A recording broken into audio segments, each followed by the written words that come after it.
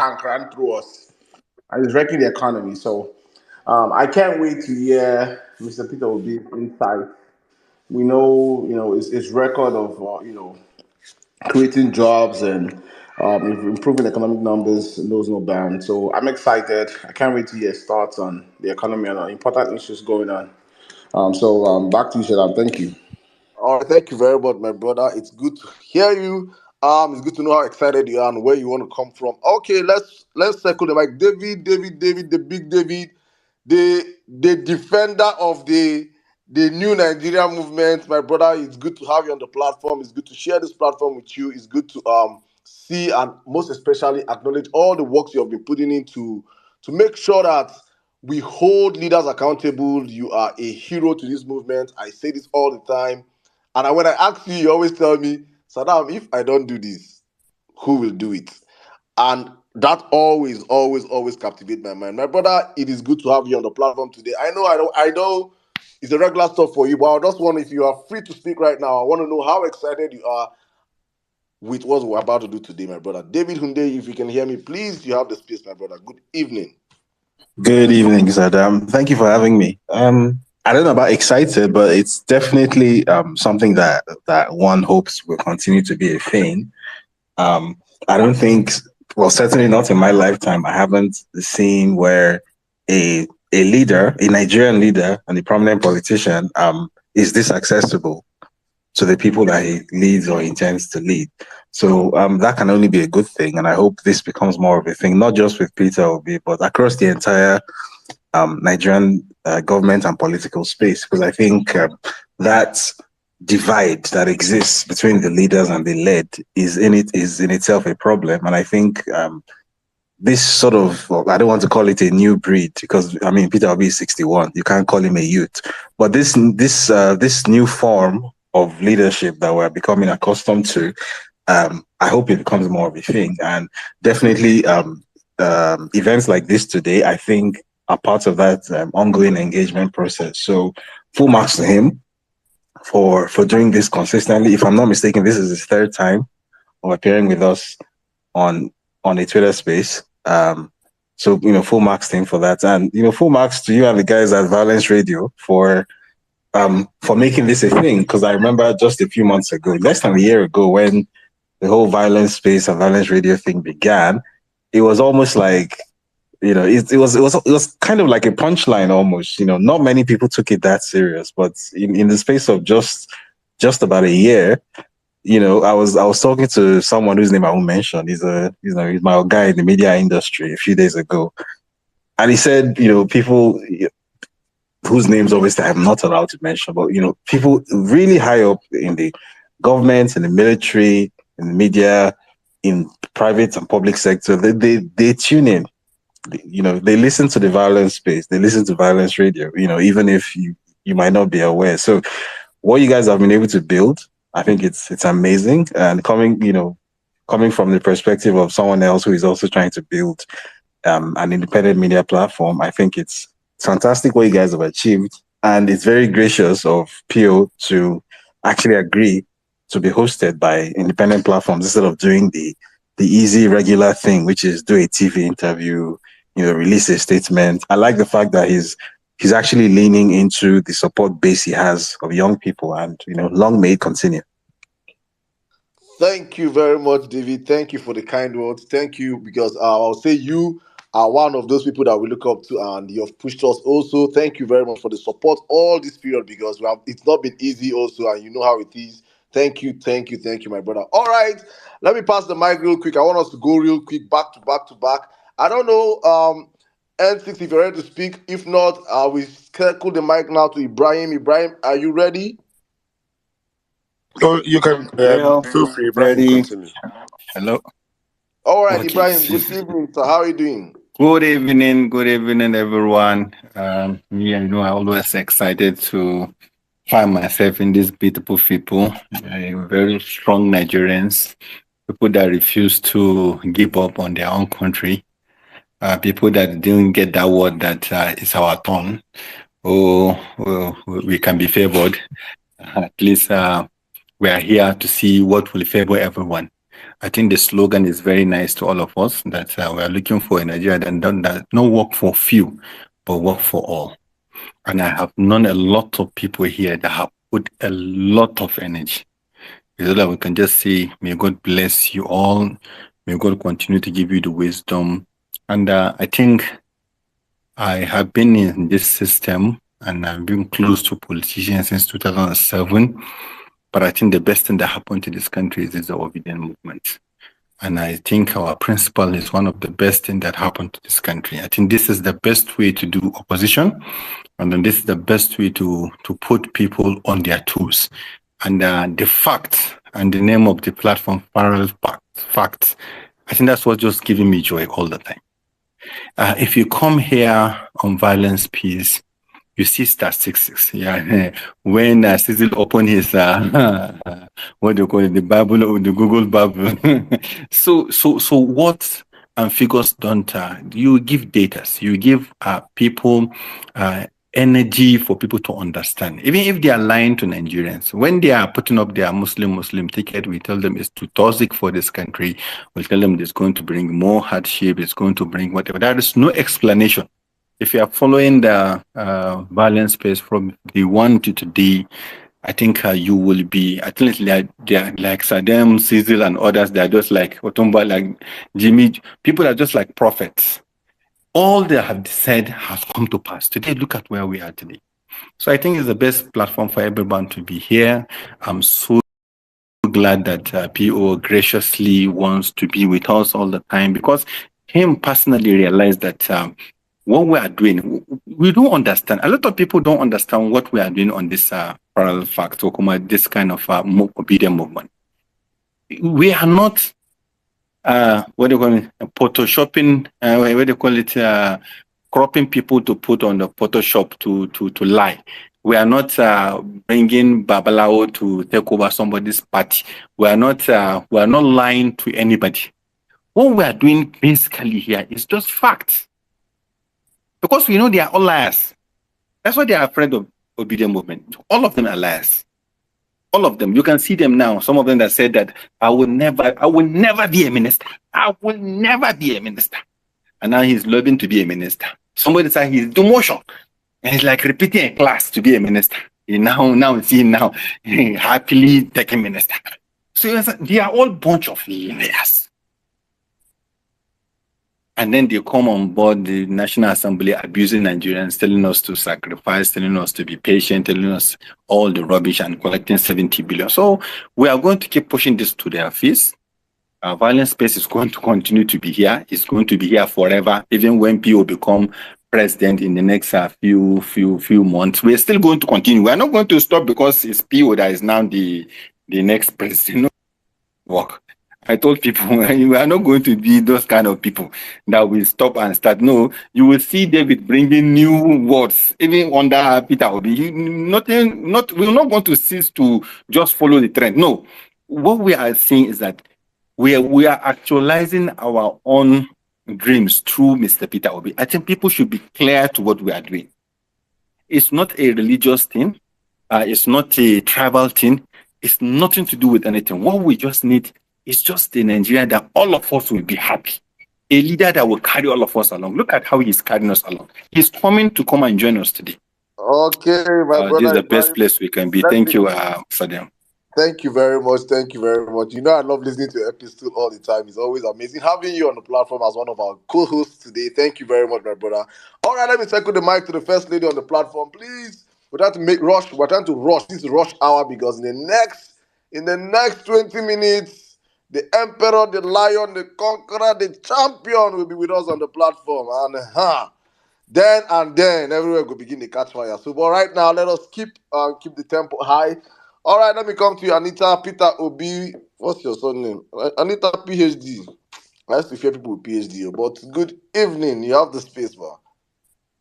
Saddam, please allow me to save my voice now. Have fun. Saddam, S6, David, Otumba, please just allow me. I'm just so excited. Just allow me to save my voice. Thank you so much. I will just wait when PO comes, I beg. Thank you. No, sorry. There's once PO come now. Everywhere we change. Everywhere we change. Everybody will go down. No. It's only PO that will be up here. So if you want to say it now, you say it now. So it's better if you have these two your 1 minute. Please use it judiciously. Use it judiciously, please. Don't use it like Yakubu Mahmood. Please, you have 1 minute now. Don't use it like Yakubu Mahmood. Please, I'll give you Okay. 1 minute. Go on. All right. Thank you so much, everybody. Thank you. I'm just so excited. I'm so excited to be here today. The last time I tried to come up, and there was so much, just so much going on, and I hope today would not be like that day. I'm so excited. It will be a Saturday like no other day. And thank you so much, Saddam. Thank you, Tumba. Thank you, Sizo, for keeping and giving us such a platform where we can be able to share our thoughts with our principals. Thank you so much, everybody. Thank you. Thank you very much, my sister. Thank you. Well, let me circle to you. One of the strongest obedient soldiers on the platform. I see you, Sir Momo. Mr. Monier, good Ah, evening, Mr. Maurice. How are you doing today? good evening. Welcome to the Good evening, platform. Saddam. Thank you. Thank you. I really want to thank you for this opportunity. This is a very, very, very big platform. Um, I mean, I remember when Parallel Facts started. I mean, it was just like play, like play, like play, and yeah, we are. It's like the biggest news outlets, independent news outlets for this movement, which gives news that are correct and factual. So for me, this PO's meeting with us, for me personally, it's like our own presidential media chat. The PDP, Obasanjo, Yaradua, Goodluck Jonathan, they had presidential media chats where they try to connect directly with Nigerians, telling them what their plans are and what Nigerians want to hear. The message of hope. Of course, that stopped with the evil APC. That's entire presidential media chat stopped with APC because they have nothing to offer. So PO making an effort to speak to the people every time, it's very heartwarming. And the average Nigerian on their bed, in their hospitals, in the clinics, in church, they can speak and ask questions to him directly. And this platform is the best platform for that to happen. So I feel very honored. I feel very privileged that this is happening at this time. And we have such a leader. I can't remember such a leader in recent times who is very accessible. You want to speak to him every time. He's there. He listens. You know. So I want to thank you for this platform that you've put up, and it's a privilege. It's a big, big privilege. Thank you very much. Thank you very much, my brother Maurice. Thank you for all you do. Thank you for supporting us from our baby when we're taking those baby steps. Baby steps. That word nice. It's what when you hear baby steps now your head will be shaking. But thank you very much, my brother. Please, guys, I just want to say this right now for us to all understand how the space has been planned. We have selected some obedience, selected some Nigerians across the country that will start the space with us. Please, and questions, we made a tweet, I think last week, we made a tweet last week, and we said, if you want to have your questions asked on the platform, we know how today is going to be. As I'm speaking right now, I have 100 requests right now, 100 requests. So we make sure that we say that please have your questions put through the hashtag Peter will be on Parallel Facts on a thread. And thousands of Nigerians followed that, and we went there and we picked some selected questions that we are going to use to start the space. So please, we're not. I'm saying this because everybody cannot come up here and speak today. It's important we understand this. Everybody cannot ask questions today. It's important we understand this. So and we there's no how I can even start doing nepotism himself and say who and who because the request here is crazy. So please, I'm saying this for everybody to understand that you can ask your questions still on the comment section with the hashtag. If you're listening to us from YouTube, ask your questions on our YouTube comment section. On Facebook, the same thing. Send in your questions that way. And when our selected speakers are done asking their questions, which will form the foundation of this space today, we will open up the space for as many as possible people to come up. He asked me, and I told him, I begged him for 2 hours. And he said he's going that 2 hours, 2 hours. I said, yes, sir, 2 hours. Please, you have to give your people 2 hours.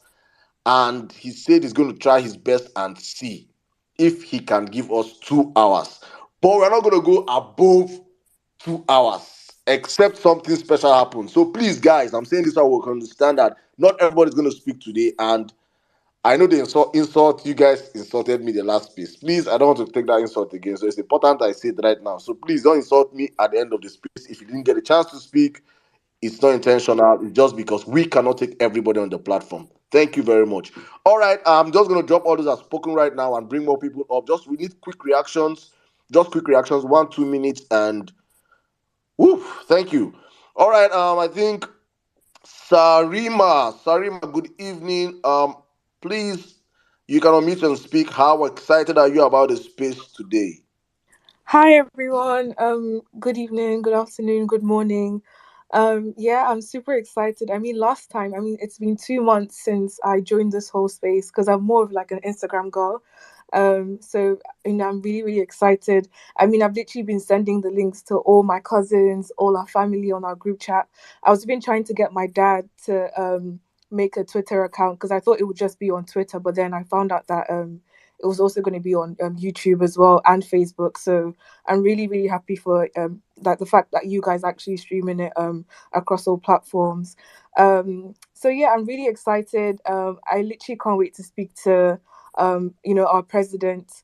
I mean, it's literally been a long 2 months of renewed Shege. I mean, I'm currently in the UK, but I can definitely feel it. I definitely have more, cousins, siblings, family people asking me for money because of that the fact that they can't even afford to travel to get to school, that kind of stuff. So I mean, it's really, really sad, but I think at least people, a lot of people that actually supported Tinubu and were planning to move on initially, I think they're all seeing it now that this is not going to favor you and your family. Like, you have to support the right thing. So yeah, I'm really looking forward to it, and honestly, I can't wait.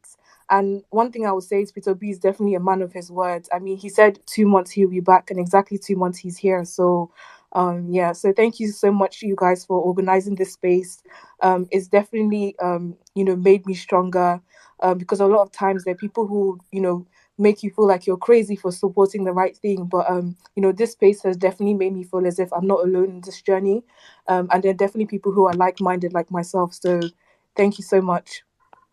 All right, thank you very much. Thank you very much, Sarima. Thank you for the kind words. Thank you. Please stay strong. We have a country to save, and we will do it, all of us together. Thank you.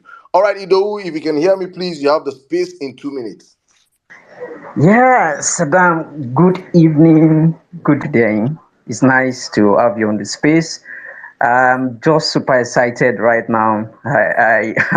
I'm here to just enjoy from the School of Politics of Mr. Peter Obi.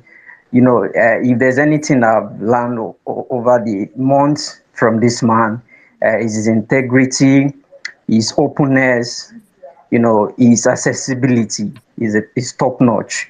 And I think if we have heard a good leader like him over the years, we shouldn't be where we are currently today, because our leaders, have failed us in time past.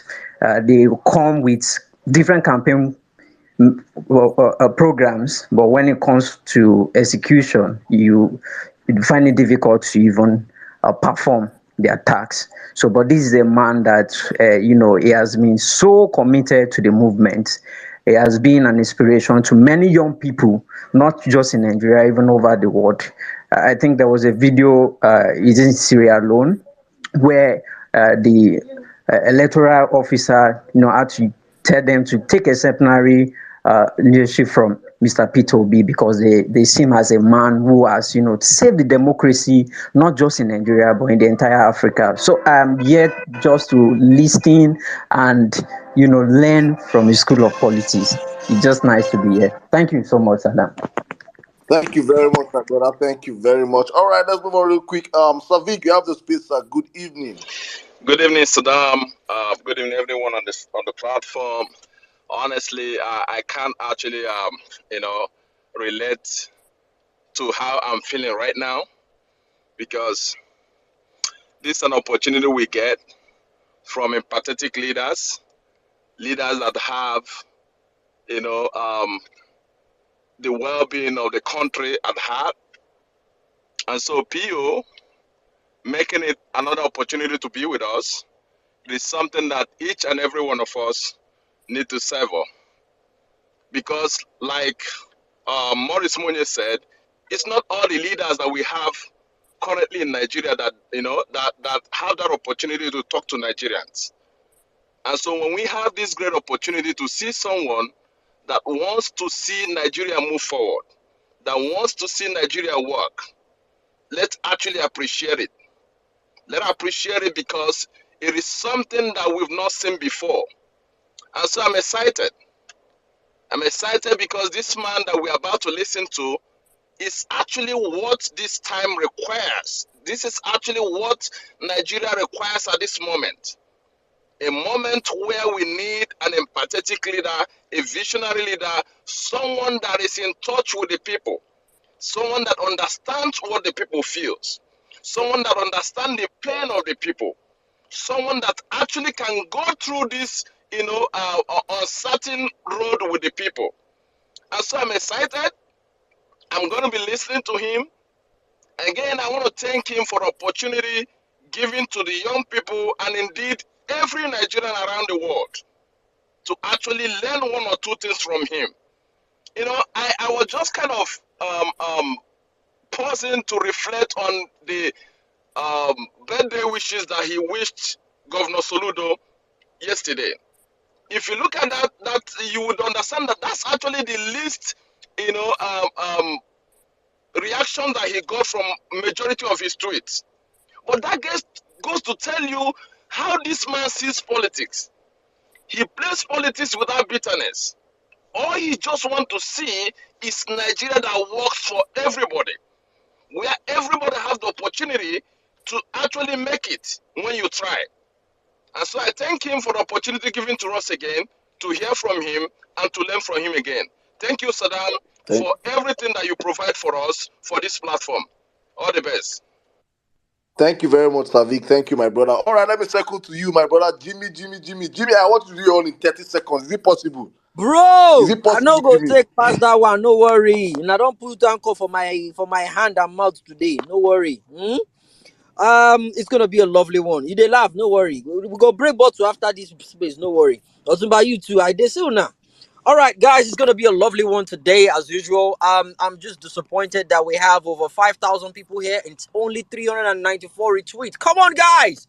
Already, we are trending as the third worldwide. The first one is Alien Chain, second is Cool, and the third is Obi is coming. We can do this, please, guys. It's gonna be here with us in the next couple of minutes. Please retweet the space. Back to you, Saddam.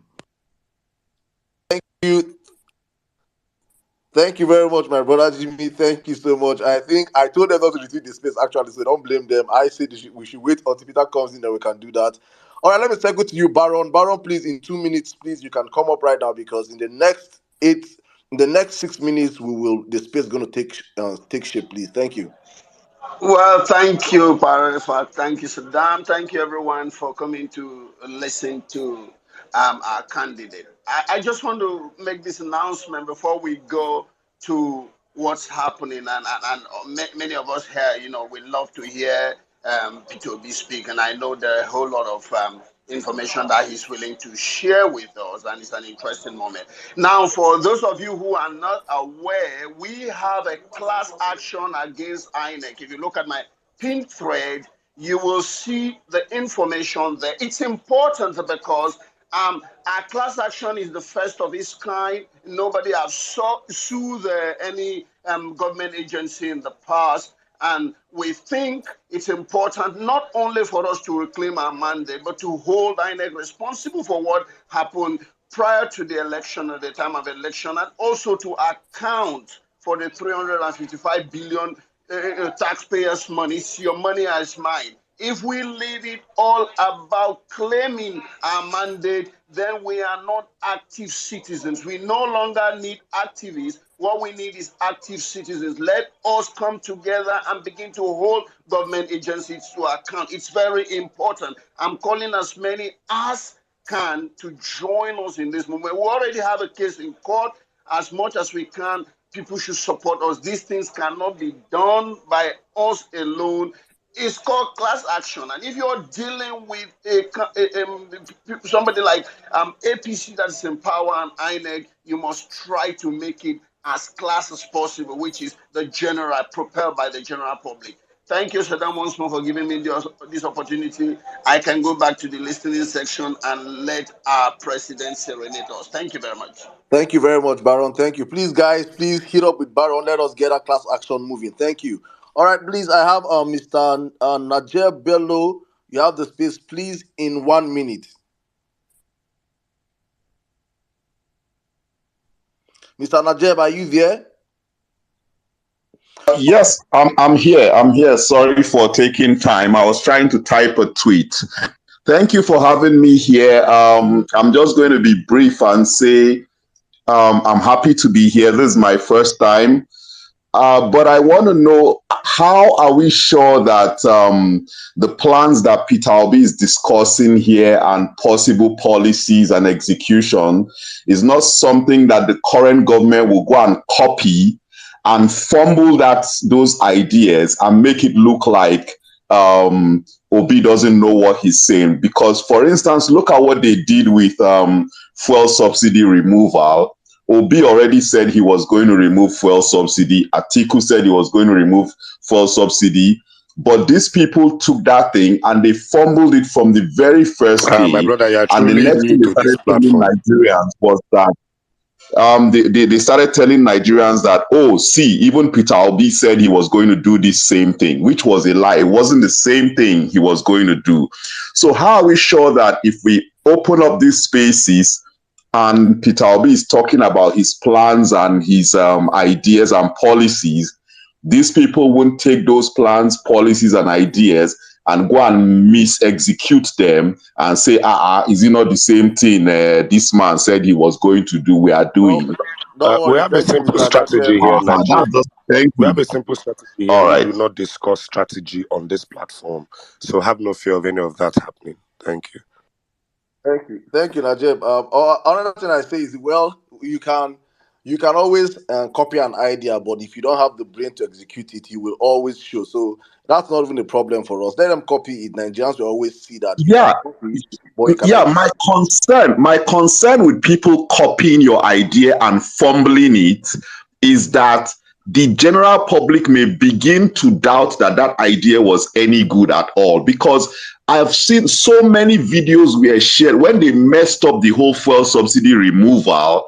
The next thing they did was they started publishing videos where Peter Obi said he would remove, Najib, let me help you. Probably when Peter comes up today, of which he's already up here on the platform with us, he's going to explain to you the difference between original and photocopy. I think he will do that better for you. So just calm down, and I think. Thank you. Thank you very much. All right, guys. Right about now, before let me do something special. I think it's important we do this. Thank you, guys, every single one of you, for joining us. All right, Jimmy, hit us with that, please. Go on, Jimmy.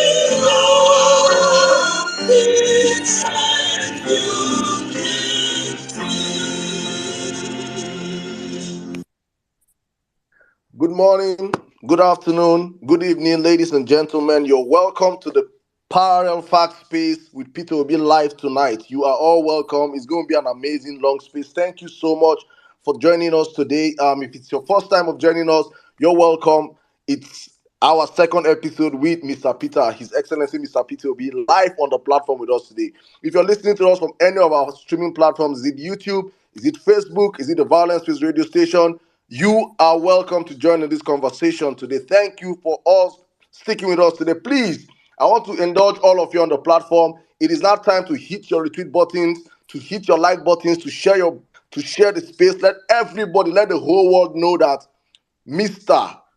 Peter Gregory Obi is live on Parallel Fact Space today. And if you're excited, as I'm excited to have him on the platform, please can you bless this space with a whole lot of love emojis? Let him see how much Nigerians are waiting to speak to him. Please let me see some emojis up in the building right now. Thank you. Where are those emojis? Get those emojis up, please. And I want to indulge every single one of you on the platform. Please, if you I will ask all of you. We have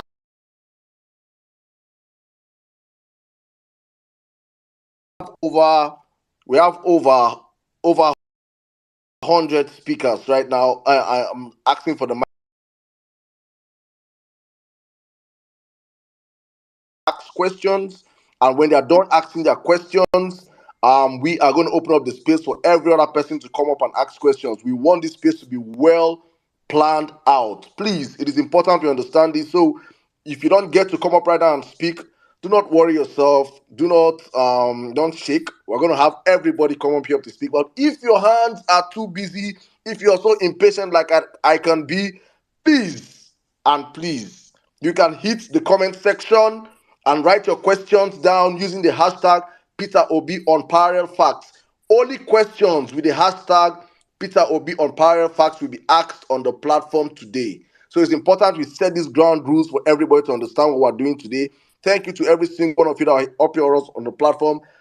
I have, before I jump into the space, this is Parallel Facts, is an independent news media, a new media out there that is just for real news. We're all about giving Nigerians and the world in general real, verified news. And it has been born out of the desperation of bad news, bad reportage, bad journalism in the country, whereby fake news had become an in thing, and we had to step in and say Nigerians needed an alternative platform whereby they can hear real news as it breaks. So we are a new platform. Please, we need all your support. You can follow us on Instagram. You can follow us on Twitter.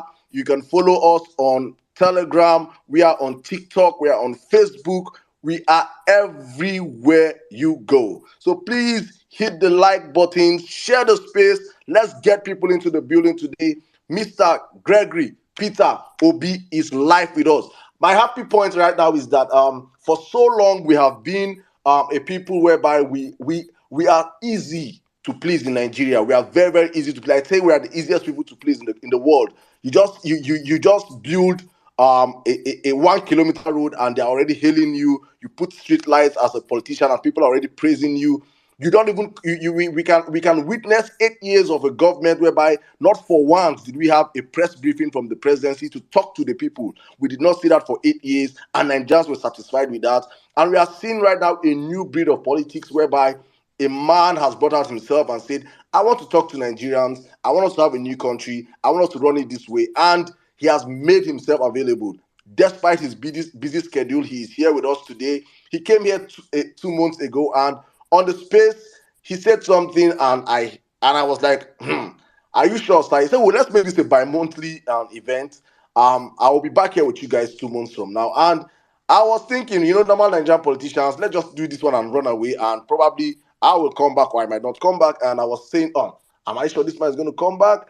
I was thinking, but, and he's here. He reached out and said, Saddam, we are coming back for that space. Are you ready for us? I said, sir, we are ready for you. Nigerians are ready for you. We have seen and witnessed 60 days of renewed something. I can't even call the other part of it, but you understand what I'm saying. Nigerians we have seen it. We are in it.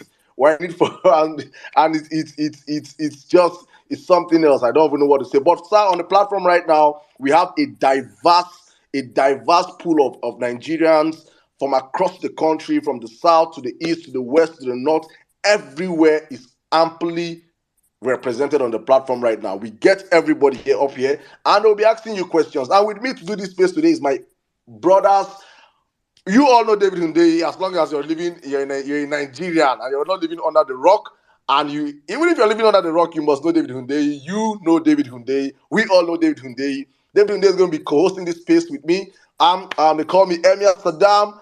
My brother N6 is going to be doing this with me also, a radio host with a whole lot of years of experience. My brother Ibrahim Abdul Karim is also going to be co-hosting this space with me today. My brother Tumba is going to be co-hosting this space with me today.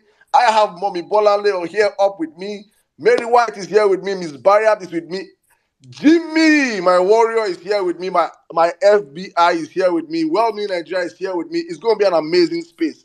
I promise you guys, please just sit back, relax, grab yourself some soda, water, whatever you like to drink, and some popcorn, because as usual, Mr. Peter Obi is going to cook today. This is a Gen Z platform. This is a millennial mixed with Gen Z and some boomers. We have all of them here. We're amply represented. So we are going to be hearing some terms that you're not familiarized with. Please bear with us. Thank you, guys. I see we have over 13,000 people already on the platform, and this is just 7 minutes into the show. Please, I want every one of you on the platform. Go and call your mommy, call your daddies, call your friends, your relatives. Let the whole world know that Mr. Peter Obi is here and he wants to speak with Nigerians, and he's going to speak with Nigerians. The last space we did was a record.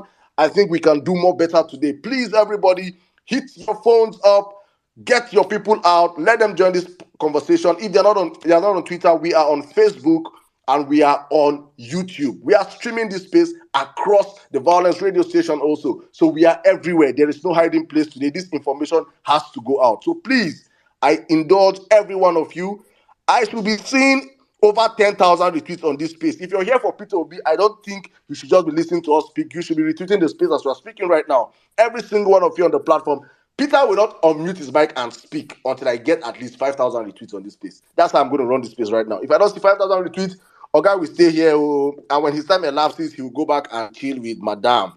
That's how we'll run this space today. So if you want to hear Peter Obi speak, hit the retweet buttons, share the space. If not, I will tell him, sir, please, they're not ready for you to speak. I will just be talking with my brothers up here. And at the end of that, we will pass the mic. So I'm going to pass the mic right now to my brothers to have their brief introductions, and we will circle back if you guys are ready. Because if I don't see 5,000 retweets, I know you guys are not ready. Then we'll circle back to ourselves again, probably. All right, David Hundeyi, I want you to come in right now and set the tone for the conversation. Good evening, my brother. Good evening, Saddam. Good evening to everyone on the panel. N6, Ibrahim, Jimmy, Bolanle, Otumba, and all the others. And good evening to His Excellency. I think that's the first time I'm actually using that term. I usually just refer to him as Mr. President. So this hopefully is going to be we're very happy that this time around there weren't that many technical hitches in getting him to join. I remember the last time it took almost an hour for us to successfully get him into the space. So thankfully that isn't the case now. So thankfully within the 2 hours we've said, we'll be able to achieve everything that we want to achieve today. So I'm just going to go straight into the question and answers section. So I'm going to pass the mic so that when it's time for that, then we can get started. I'm not really one for sort of talking around the points in the interim. So I'm going to pass it across to N6 now so he can introduce himself, and then hopefully we can get started. Hello, everyone. Good evening. My name is N6, and it's a pleasure doing this with all of you again. Peter Obi is proof that your moral compass is screwed on properly. In Nigeria, we are currently in a battle of light versus darkness. It's gone beyond politics. In a nation where a governor will get up and say, I will never be a minister. In a nation where politicians lie, we have a man who tells you, I will be with you a month or two from now. And that is what we are currently doing. It feels refreshing to have a Nigerian politician that you can beat your chest and take his words to the bank and they will be worth cash. Peter Obi is the future of this country. He might not be our best politician. I keep telling you people, he's not perfect. He might not be our best politician. He might not be the most eloquent. He might not be the sexiest. He might not have beer. He might not be light-skinned. He might not have six-pack. But at least he is a stepping stone to a greater Nigeria. I appreciate you, sir. Thank you very much for making us believe in Nigeria again. Thank you for being a man who keeps his word. And thank you for being here. It's going to be a fabulous day. Please, one more time, remember, don't waste your time here requesting. You are more powerful commenting in the comment box. We are going to be reading and compiling a lot of those questions. So if you don't get the opportunity to speak, trust me when I tell you your thoughts and opinions still matter for this show today. God bless you all. God bless Nigeria. I love you all. Let's have an interesting show. And please retweet this show. The last time Peter Obi was here, I think we were the 7th greatest Twitter space in the world. And I think today, Elon Musk suppose no say he get waiting they happen for Nigeria. I love you all. Let's have an interesting show. And All right, thank you very much, N6. Miss Barrier, please sort your audio out, please. Thank you very much. All right, guys. Let's move on right now. I think, let me see how many retweets. If not, I will just... Okay, we have done halfway gone. We have over 17,000 of you. Those of you just joining us right now, please retweet the space, share the space. Let people know that our excellency is up on the platform. Mr. Peter Obi is here, and I will do him the honors. I don't keep to my own words. But if I keep to my words, I will not start this space till I get 5,000 retweets. So I'm not going to keep to my words. I'm just going to start the space right now. Mr. Peter Obi, good evening, sir. Your Excellency, it is a pleasure to have you on the platform today. Thank you very much for keeping to your words. Thank you so much. Before I bring you in, sir, let me allow Ibrahim and Otumba do some favor to us. Brief introductions, please. Ibrahim, you have the space, please. Good evening. Thank you very much. I'm happy to be here. I'm speaking from Kaduna. I'm born in Sokoto, a Muslim. Just to make people that are listening to us to understand why we are here. We are not here based on tribe. We are not here based on anything. And I've been telling a lot of people, it's when you go close to Mr. Peter Obi, you understand the kind of person he is and what he's bringing to this country. And a lot of people have been brainwashed, more especially up here in the north. They try to portray him who he is not, and they try to. But it's our own duty, at least they can see. Some of them are here, some are for having a news outlet, and I hope they will do justice to us, at least to report what they are hearing from the man himself, and also to make people, more especially in the north here, to understand it's not about anything. It's for us to create Nigeria that work for everyone, not just work for the few. Thank you. Thank you very much, Ibrahim. Thank you very much, my brother. An amazing person you are. Thank you for the work you do also. Thank you.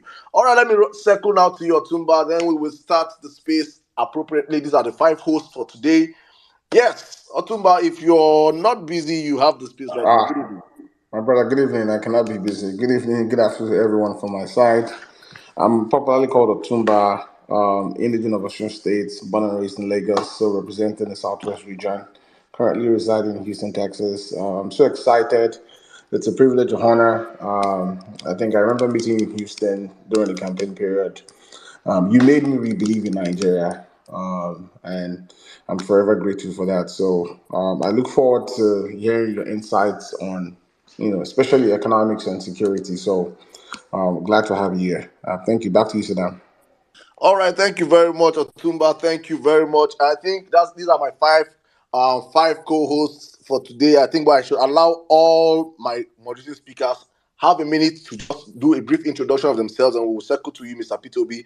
Let's take our ladies first now. Mombolande, good evening. How are you doing today? Good evening, Saddam. I'm doing very well, thank you. Your Excellency, welcome to the space. My name is Bolanle Emia Bata of the Anibaba family of Lagos State.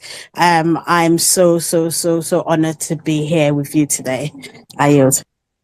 All right, thank you very much, Mami Bolanle. Thank you very much. All right, let's circle back to you right now. My warrior himself, Jimmy, how are you doing today? Good evening. I'm fine, Saddam. Once again, good day to you, everyone. Your Excellency, you're welcome to the space. My name is Jimmy. Yoruba from Ibadan, and I'm currently based in Chicago, Illinois, right now. Nice to have you in the space. The last experience was splendid, and I'm definitely certain today is going to be excellent as well. Thank you so much for having us. Thank you. Are you back to you, Saddam? Thank you very much, my brother Jimmy. Thank you. Okay, let me circle to you right now, Mrs. Mary White. Good evening. You have the space. Hi, Dewasa. My name is Mary White. I'm really excited to have you on the space today. I can't really wait to hear your voice. Thanks. All right, thank you very much. That was brief. Let's go right now to well-meaning Nigeria. As the name sounds, well-meaning Nigeria. You have the space, my brother. Good evening. All right. Yeah. Thank you, Saddam. Good evening, sir. Good evening, Your Excellency. I'm popularly known around here as well, meaning Nigeria. I think some people now call me Osaiti Obemudia for some reason. I'm from Edo State, popularly known as the headquarters of the Obedient Movement, like they call it. So thank you for coming. Thank you for keeping to your promise. I believe we'll have a very great space. Thank you very much, Saddam. Thank you very much, my brother. Thank you. Okay, let me end this part of the space by introducing my sister, Miss Barriat. You have the space. Good evening. Good evening, Saddam. Good evening, Mr. Peter Obi. Thank you for being with us. My name is Maureen Barriat Kabruk. I am a daughter of Southern Kaduna, and I am a proud Nigerian, and I am proud to have you here speak to us. Thank you so much. Thank you very much, Nigeria. This is Nigeria on the platform right now, sir. We have everyone across the country up here trying to have a good time and listen to you speak. We're about to get the space started right now. Thank you, every one of you that are already using the space, sharing the space. We have 18K of us on the platform. We can do better. Let's get our numbers up, my people. Let's get our numbers up, because as I'm speaking right now, I am going to yield the mic right now to Mr. Peter Obi himself. Good evening, sir. Please, if you can reintroduce yourself. The conqueror, the champion, the lion is here.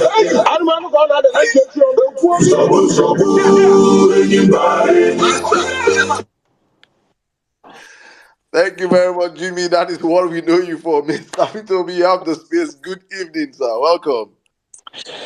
Well, good evening. I hope you can hear me very well.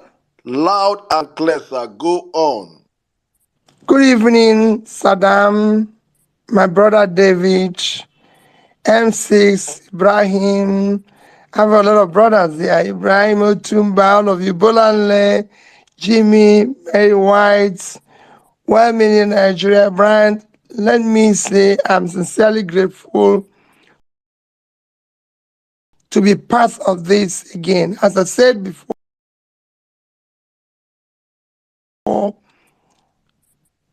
this will be every other month. When I was campaigning, I maintained that if I'm elected, I'll speak to Nigerians at least every month, where I will spend 2 to 3 hours to take questions, to be able to explain to Nigerians what we are doing, and make our time to listen to different segments by touring all over Nigeria to listen to them, because for me, governance is demand-driven. The people must say what they want. You must listen to them. So I'm sincerely grateful to be part of this, and I assure you, I will try to learn more from you than telling you more. It is about a learning process. The job of a leader is to learn,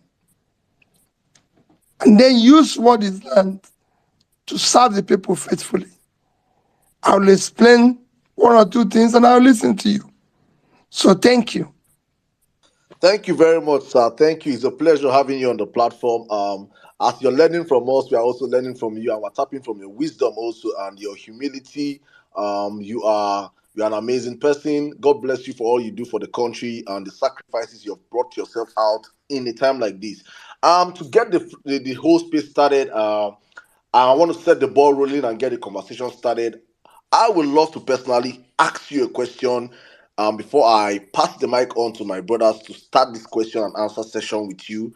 So Nigerians, please, if you have questions for Mr. Peter Obi, please, it is important you put your questions in writing in the comment section using the hashtag Peter Obi on Parallel Facts. This space is brought to you by Parallel Facts Media. Please, it is important you put your questions using the hashtag Peter Obi on Parallel Facts. So I want to ask you a question. Let's get this started. Thank you one more time for keeping to your words, because it is a word, it is an unknown thing for Nigerian politicians. But let's start this way. We have seen in this current, albeit temporal administration, the increase in hardship in the lives of Nigerians due to the immediate implemented policies of the current administration. Sir, they have come out to tell Nigerians that these are baby steps and much needed sacrifices that we the people have to pass through. But you see, we have not seen these men take any steps themselves. You know, the political class, they have not cut down their excessive spending and their luxurious lifestyle. We saw the Senate president, drive, and he made a mini video, some short video clip for Nigerians showing himself driving executive cars, coming out from his, stepping into his office. We saw the Senate also recently passed a $800 million World Bank loan and a 500 billion naira fuel subsidy palliative. They shared that money, 70 billion to 500 of them. They gave that 5 billion to the judiciary, and they said 8,000 naira should go to 12 million Nigerian families. There was a backlash by Nigerians, and they had a backtrack on their decision. I don't know what they're doing with the money right now. But my question to you is this. They have told Nigerians to sacrifice, and Nigerians are sacrificing. You can see the hardship. You can see Nigerians trekking across the country. You can see, evidently, we online, we see the hardship. We see what Nigerians are passing through. I want you to tell Nigerians what you would have done differently if you had the opportunity of having 500 billion naira and 800 million loan from the World Bank. Thank you, sir. Well, thank you. For your comments, I wouldn't say all the question is a comment and what I would have done differently and everything.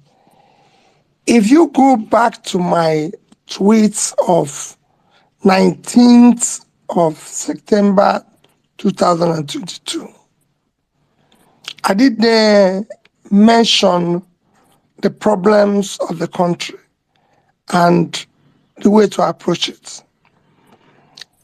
In the country called Nigeria, we have a few problems which has to be religiously and simultaneously followed simultaneously. When I mean simultaneously, none will be left to the other and everything. The number one problem we have here is corruption. I keep repeating it. Corruption kills three things that makes a country. It kills entrepreneurship. Nobody is enterprising in a corrupt country. Thereby, there's no creativity, no introduction of any new thing, no. Corruption kills professionalism. It kills hard work. Because what it does is that it allows people to have wealth without enterprise. And when you have wealth without enterprise, you kill the entire system. So that's number one problem. And number two problem is cost of governance. Totally unaccepted. Number three is what I said about subsidy is a criminal setup. And of course, number four, you have issue of foreign exchange, the value of naira, which again can be done with productivity. These are economic things, economic issues. In economic issues, you think every one and each of them through before you start any form of policy formulation and implementation. And if you follow these four things that I said simultaneously, you can start solving the problem. And it is not that Nigerians are not going to go through hardship. They're going to go through hardship and difficulties, but it won't be as it is today. What we have today is a question of what I said. We are still trapped in the process and thinking of yesterday. And if you're trapped in that process, you will not meet tomorrow. For example, number one issue is corruption. If the key people, all of us politicians, decide we'll end it, starting from the number one person. If you're not involved, those around you are not involved, you reduce it by 50%. And I'm not talking about chasing people who have stolen in the past. I'm talking that will be dealt with in separate note, but saying that forthwith from today, nobody will continue on that path.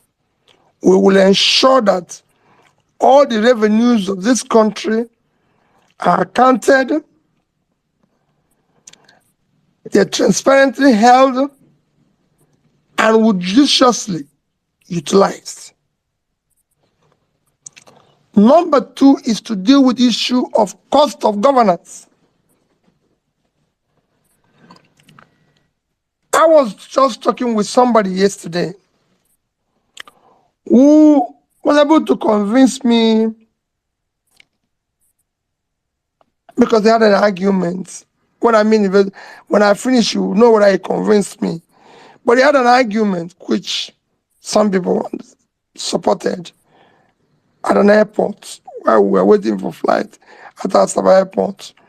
Was able to tell me how it is not huge a cost for states to own plane, states, governors to fly private jets, people in government to do the same and everything. And when he finished, I asked him a simple question. What is the GDP of Nigeria? And he said it's about $500 billion. I said, what is per capita of Nigeria? Per capita of Nigeria. It is important that we know this. He said the same thing. I said the per capita is about 2,000. I said, fine. So you have a GDP of 400 billion. That is your entire country. And a component of that country, some people are qualified to fly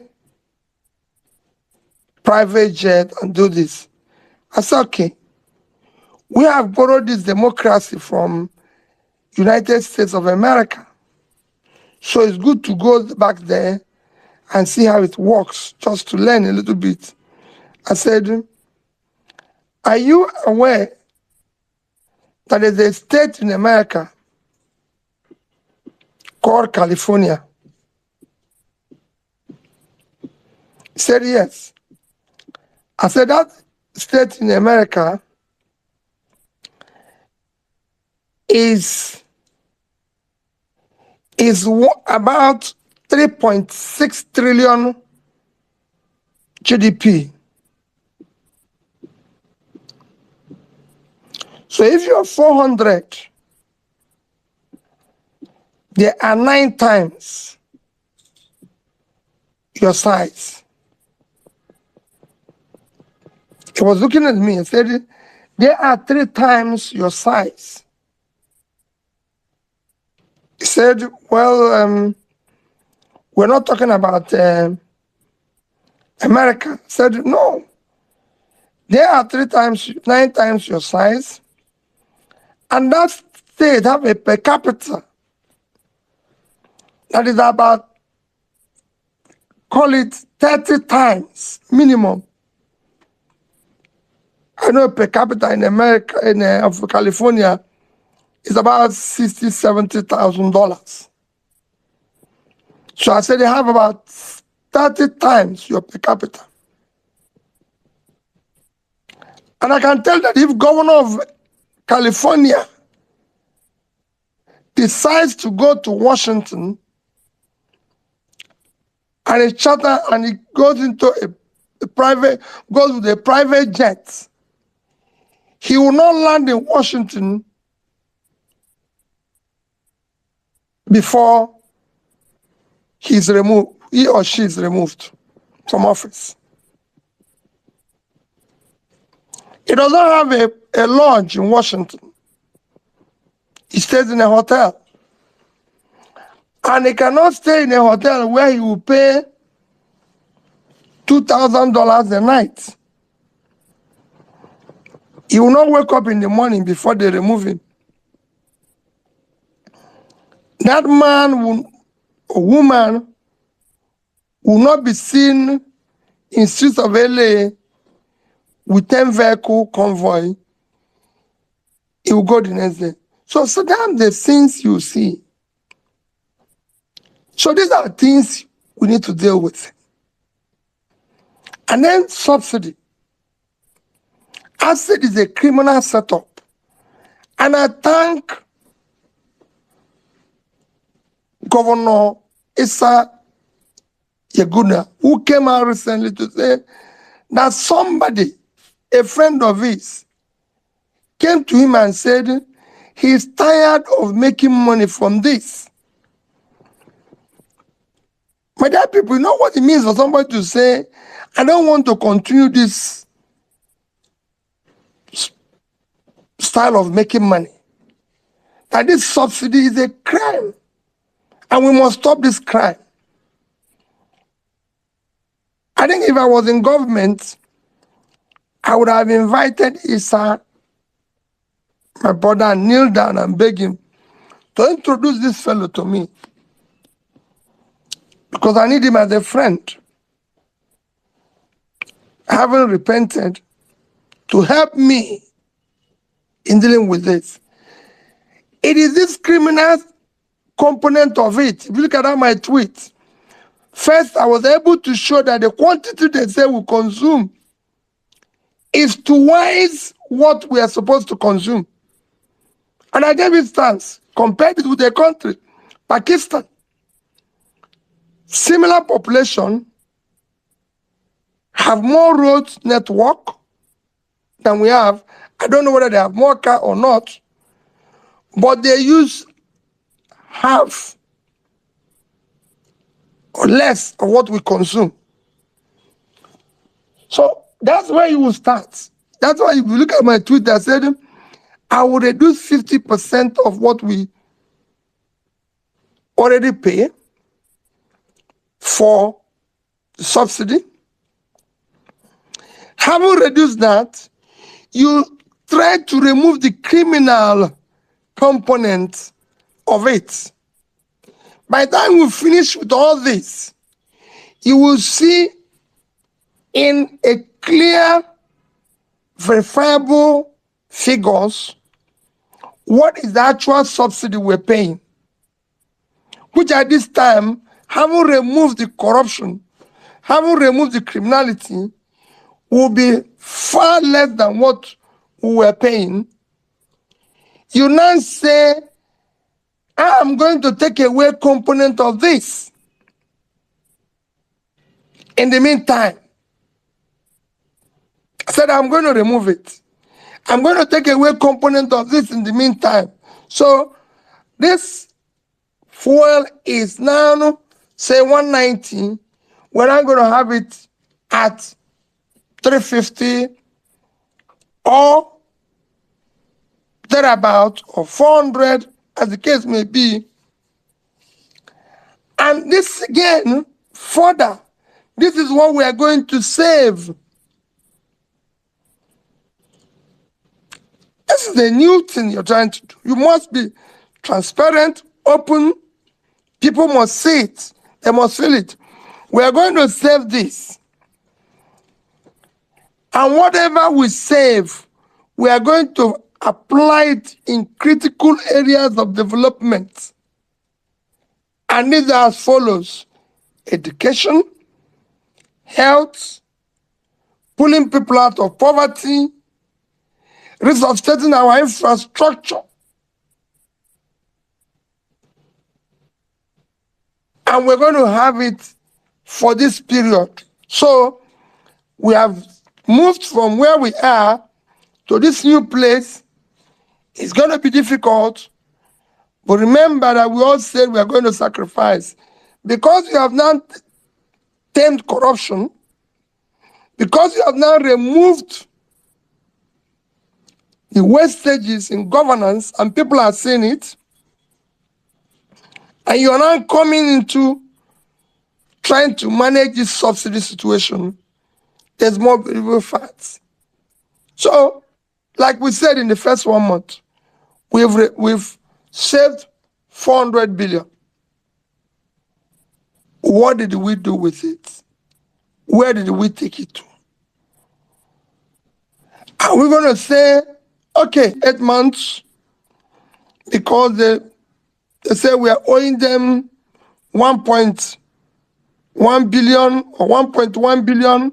Okay, in 2 months from our savings, I'm going to clear that. All right, Are we going to say? I would like to make it in a way that you don't touch on education, because we have people that have questions for you on education. No, I'm not touching education. I'm just giving you an example. I'm just going to say where you're going to play, because you must tell us what we saved, what is going to go. Are we going to say the most important where we get this money we share is a place like Niger Delta? They have one critical road, East-West Road. The last time I checked, we need about 300 to 400 billion to complete it. This is our saving. We are throwing it into East-West Road, so these people can see it. These are things we need to do. These are the different things we need to do. Saddam have governed the state. It was difficult. But what I told the people is that this must be demand-driven. Whatever you think Peter is not doing, or where he's saving the money or taking money, it must be applied to where you see it visibly. And the moment the people started seeing it, even politicians on the other side started working with me. So, thank you. All right, That's my initial introduction.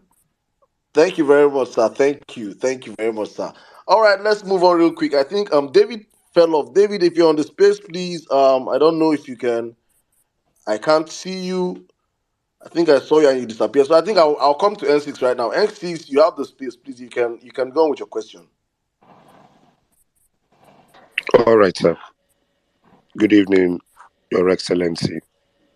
You're one of the few Nigerian politicians who answers Your Excellency, and in all your doings, you have remained excellent. My question has to do with education.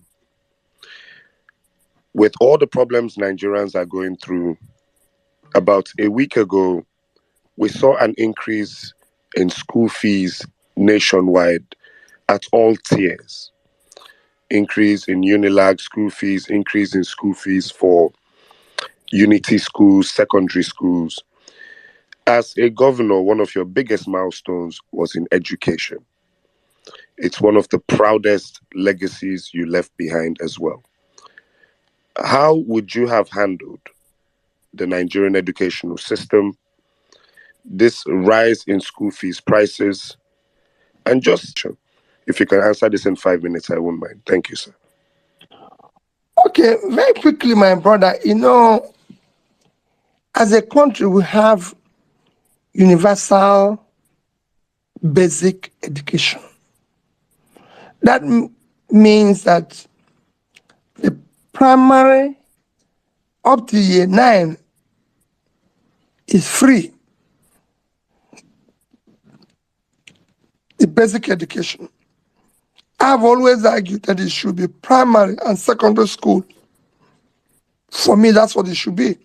Should be free. As you know, the most important yardstick, tool, critical, whatever I call it, measure of development today is education. The more educated you are, the more developed you are. The only difference between developing, and underdeveloped countries is education. That is the measure. Because people look at your human capital, which today you could see we are in the lower, we're one of the worst. People look at what you're doing in education, you're funding everything. So for me, when I mention issue of savings from subsidy, after you've done the right things to make sure that it's not where we are today, your investment should be in that critical area of development, especially in the north. But it's all over Nigeria. You need to invest aggressively in education, in health, and in pulling people out of poverty. We started with education. So for me, the basic education, which is primary and secondary school education, will be free. I will work with the states to fund it aggressively. We did it as governors, and what we did is to say, it doesn't matter to me whether it's private, private, public, owned by agencies and everything, we are going to support it aggressively. And that is what we need to take back. Encourage those in private, encourage them, just do whatever everybody is doing all over the world. How much do we spend per child? It is critical, it's important. On the tertiary, especially university, yes, I said we have to have different models, which we must do. The government must state, this is our contribution, which will be very clear annually to support university education and going to universities based on their population. Thereafter, there will be another component which must come because corporations today need those human products as part of their own production system. There will be those taxes you're collecting for education must go into supporting tertiary education. And then you now come with the component which you mentioned, issue of loan. It won't come in straight away. So initially, you have to bear this cost until you're able to have a properly articulated loan procedure, which will allow students in some areas, because it's not in every area when you start, in some area, to have access to this loan, because you're sure when they leave school, they will be able to get a job that allows them to pay for this. With all this combination, you're going to have a better educational system, a quality educational system, because you're not going to have a situation where teachers are going to be trained, the right equipment for teaching at the primary distance. Then at university level, lecturers, everything, they can hire and do this and all that.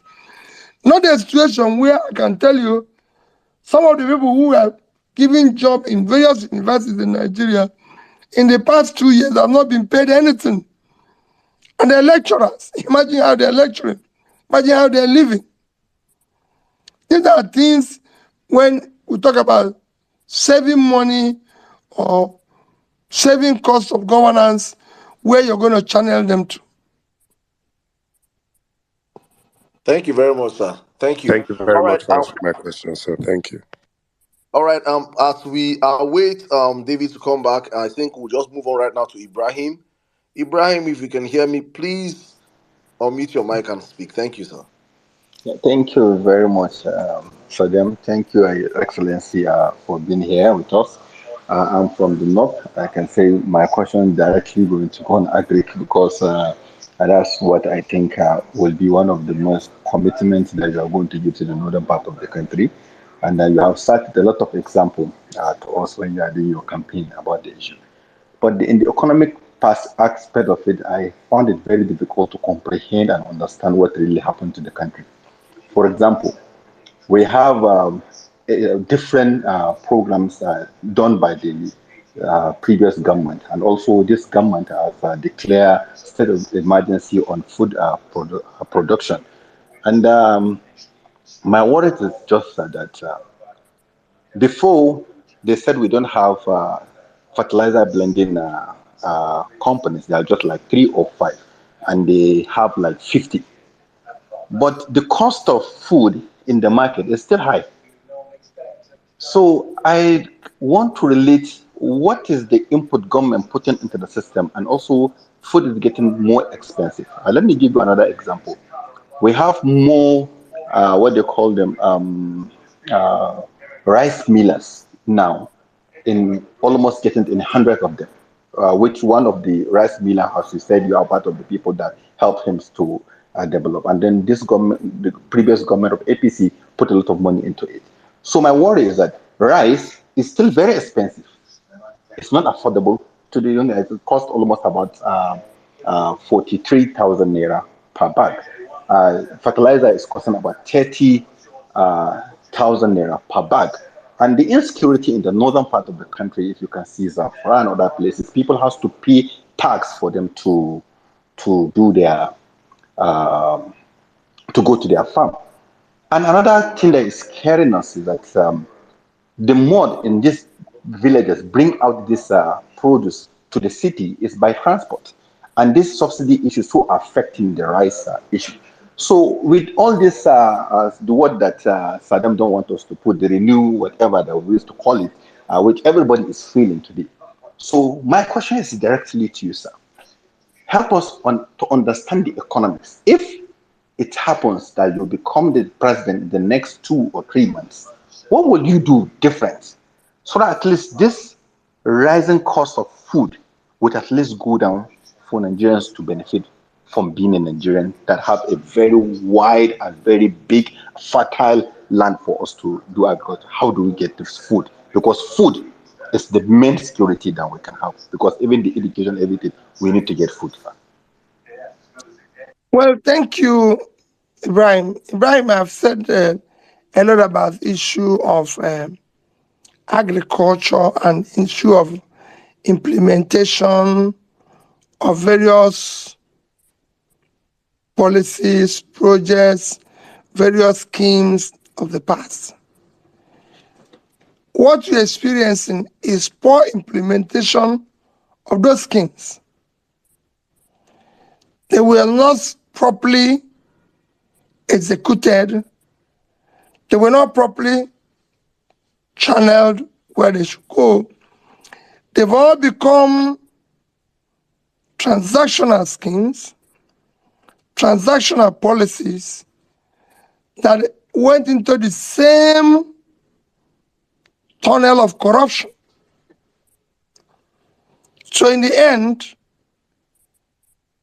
they actually, instead of helping to ameliorate the situation, worsened it.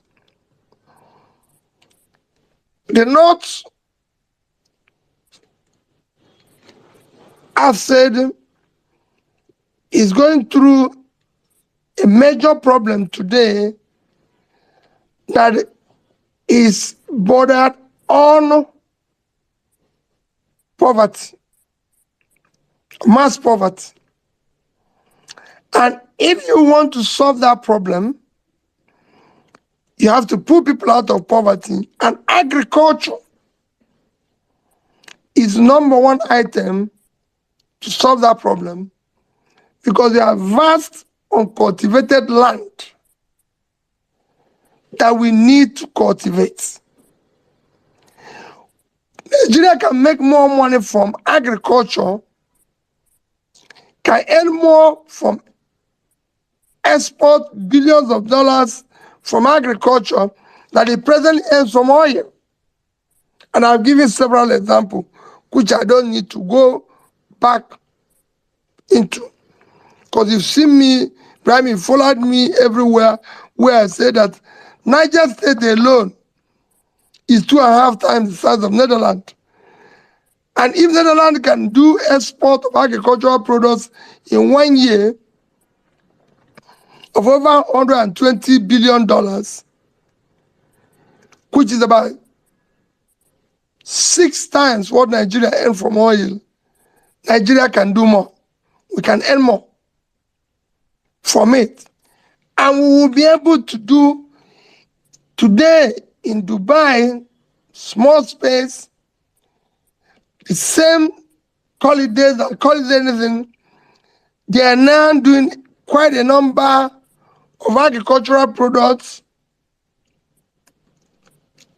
We have massive uncultivated land in Boronu, 70,000 square kilometers, which again is about not exactly, but about 2.5 times the size of Netherlands. So we have opportunities that are there. And to pull people out of poverty is to invest in this land. But you have to do it through the right channel. You have to do it properly. It has to be through verifiable and means people can see. Governance is a very simple thing. If we said, you talk about having more rice mills, having more this and everything. For example, Ibrahim, I will show you how Anchor Borrowers program have been implemented in other countries. I show you how growers have implemented in other countries. Who did we give money for the art growers? How did we channel the funding for it? The rice millers, are they the ones we are funding in order to fund properly those who are going to supply them inputs? So if it's a rice mill, are we supporting the big miller to be able to support those who are going to support in paddy to be able to give us the rice? Who are we dealing with? And what are we trying to achieve? I said in economic program, you must think it through. We can change all that and do it properly. When it's transparently implemented, it will work. It is not something we need to go far to find, whether it's the fertilizer or anything. All these are not coming by Ibrahim because it's based on transaction. Otherwise, it will be cheaper, it will be competitive, because labor is cheaper. First is that, how are we doing it? Ibrahim, we have a Bank of Agriculture, domiciled in Kaduna. And this is being implemented to the Bank of Agriculture. Who are the beneficiaries of this loan? Are they farmers? Are they politicians? These are questions Who are those who are involved? I have seen this. I've seen people, even in my own state, when we came in, there was a standing agricultural loan. When we tried to recover it, none of the loans went to farmers. The funds ended up in hands of politicians. It must be proper. It must go directly to those who need it, and it must be followed up to ensure that we're getting value for that. If we do it, the prices will come down.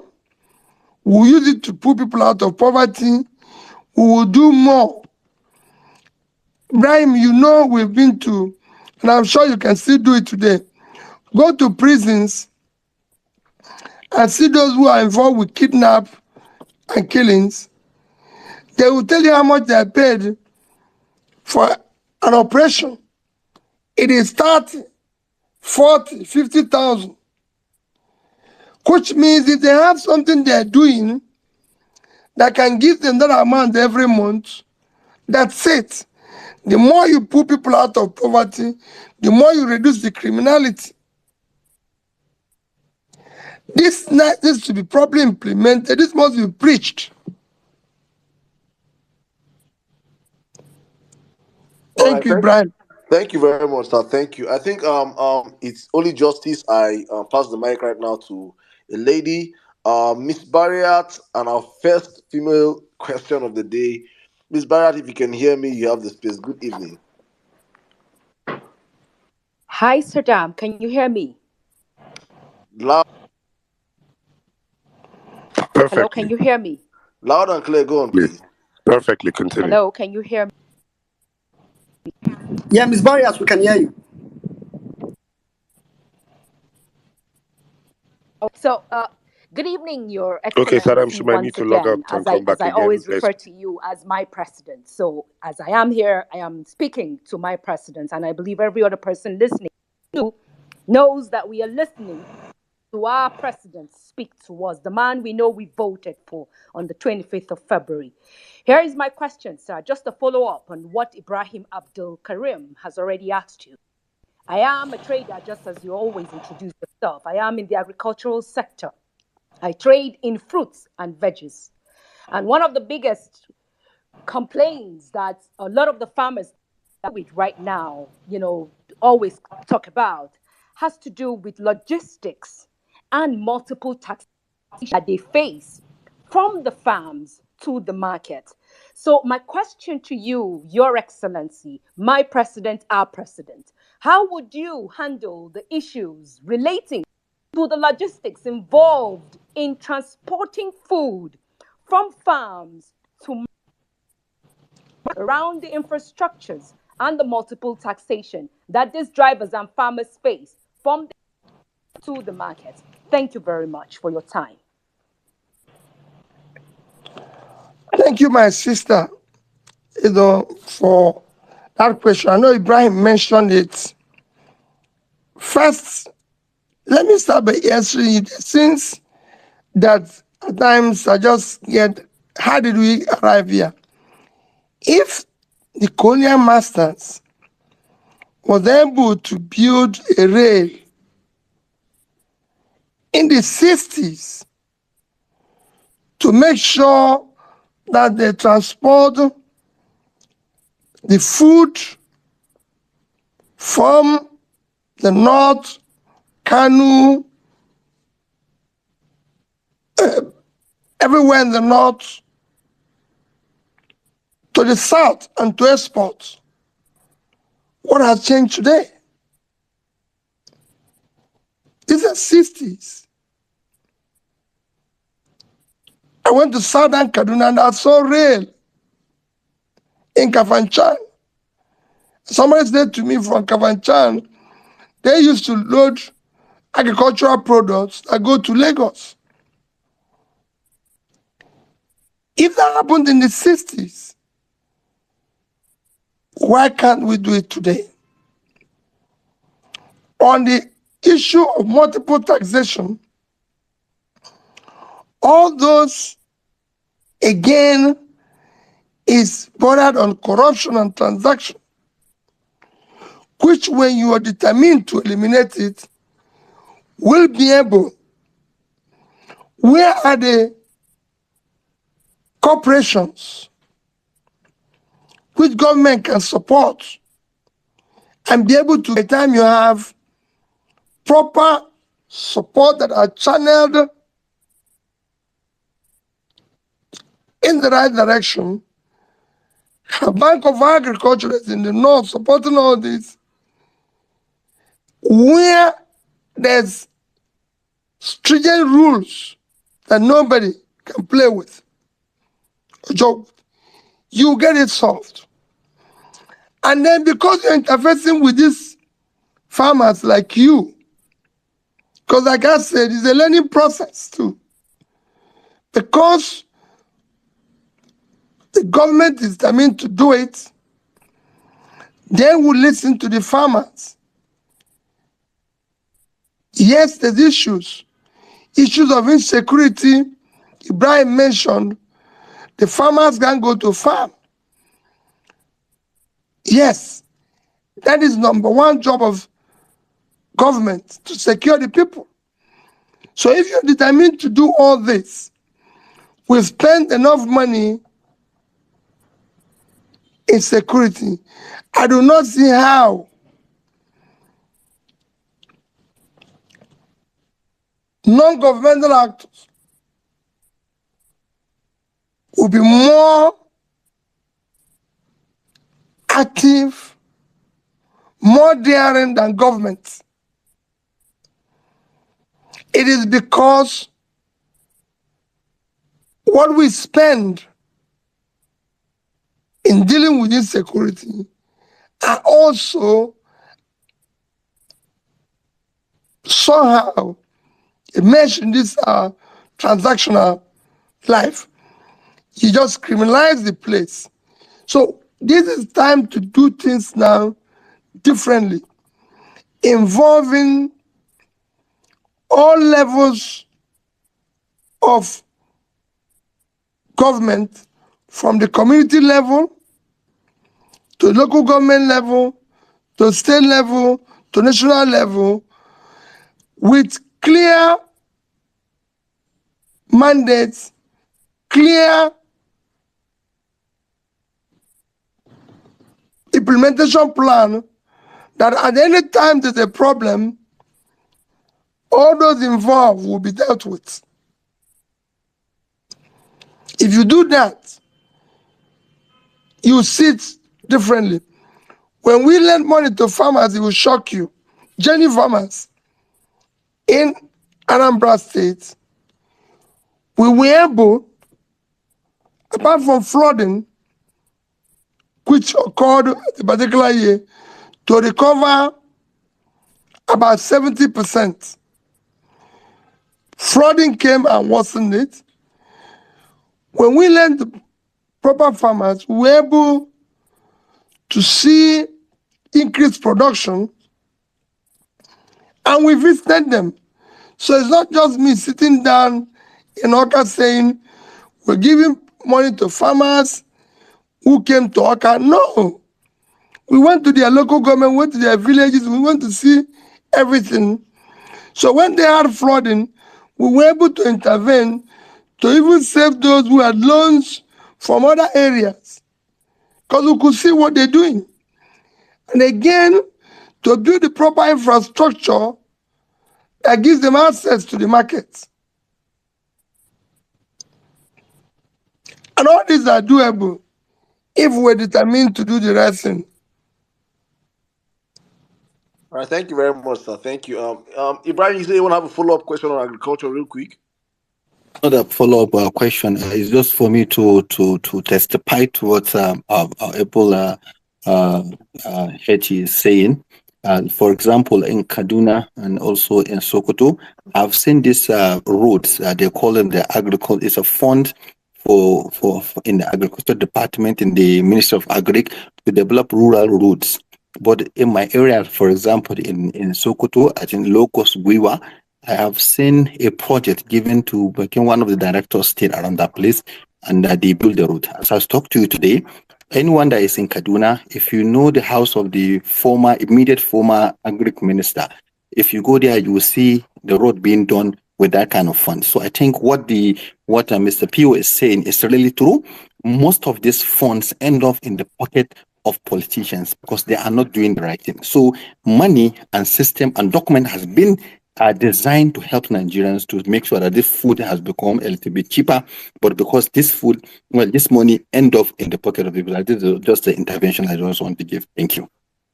All right, thank you very much, Ibrahim. Thank you. I think Otumba, you're meant to come in now with your questions. I don't know if you're ready. Yes, I am. Yes, I am. Thank you, Your Excellency, sir. My question is still on the economy. Given the economic downturn, we're seeing multinational companies report massive losses. From Cadbury, I think they had 20 billion in losses. MTN, 131 billion in losses. The NGX, 232 billion. Nigerian Breweries, 71 billion. Guinness Nigeria, 18 billion. Airtel is, I think they reported about $151 million in losses. And a lot of this is attributed to the floating of the Naira. We've seen the dollar, we see the Naira weaken against the dollar. We've seen Naira weaken against the British pounds.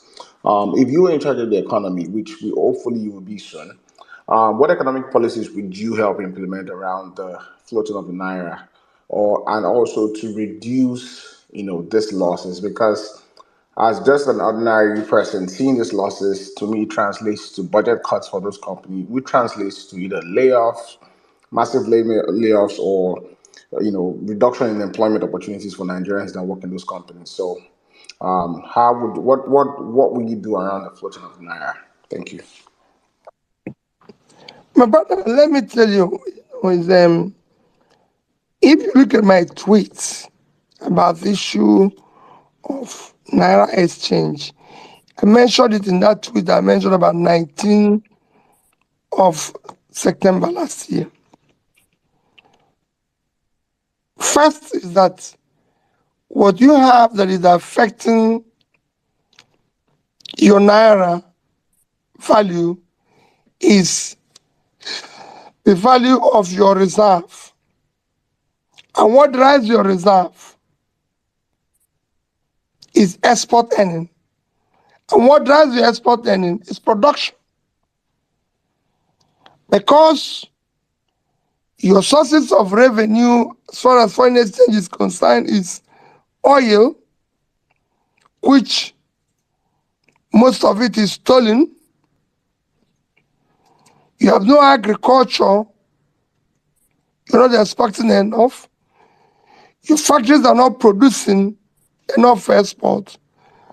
You have difficulty in dealing with the issue of earning dollars that would have increased your reserve and helped to stabilize and reduce your rate of exchange. What we have recently is every country in the world, I can tell you, manages the rates of its exchange.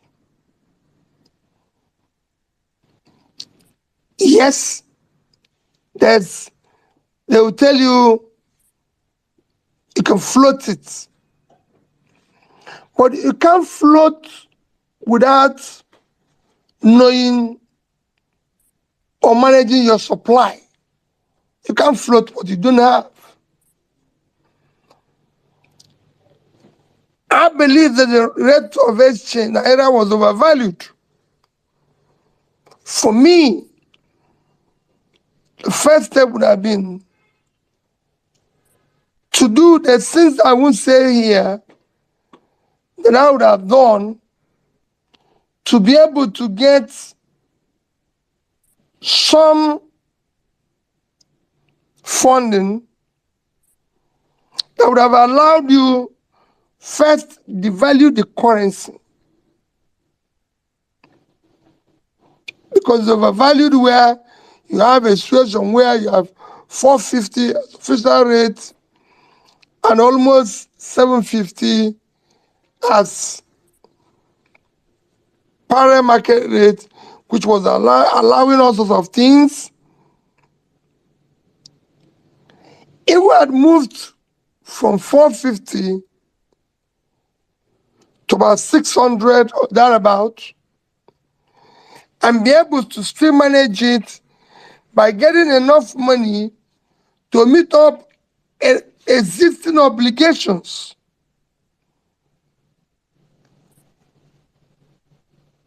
Corporations and people will lose money,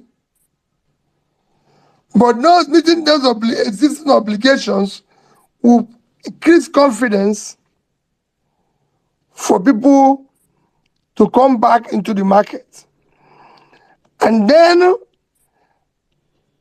remember, one of the things that a foreign exchange rate is unproductive money that's all over the place, which I call the corruption side of it. Because some of this exchange rate that is going up and everything, the dollars are not being purchased by those who are using it for productive purposes. It is being purchased and used for corruption purposes, which everybody is involved. So you can stop it.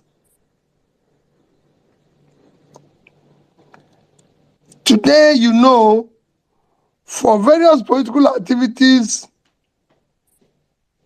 and people in government are now transacting in dollars. It is an open secret. So we are in difficulty. Some of this we have to start doing it differently. I'm not going to say, that's why I said I will not be dwelled in the process of yesterday. I'll be dwelled in the process of today. When I was in government as a state, we decided to have what we call subnational savings. And that was why in Anambra State, we were able to have, by the time I left, $150 million in savings. We said we're going to divide our savings into three. One should be in foreign currency. Since we trade in dollar, let's save in dollars. One should be in naira. The other will be in investments, shares and stocks and bonds, and local bonds. And that's what we did. So I have $150 million in savings. You've read in Ngozi's book, I refer to it every day, where he said, I supported savings, because I know what the reserve would have been. If you ask Mr. Ganga, who was there, who actually was the architect of the Sovereign Wealth Fund, he would tell you that if there's a governor who gave him all the support, I was there. So, for me, the things we would have done differently, because we didn't do it in the past, we're suffering now, but we can start today to do it. If we had done the right things and be manage the rate more effectively, and then support all exportable items in order to earn revenue, stop the oil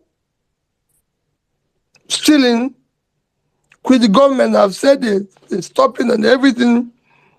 I said that I was a little bit disappointed that we caught a ship that had 8,000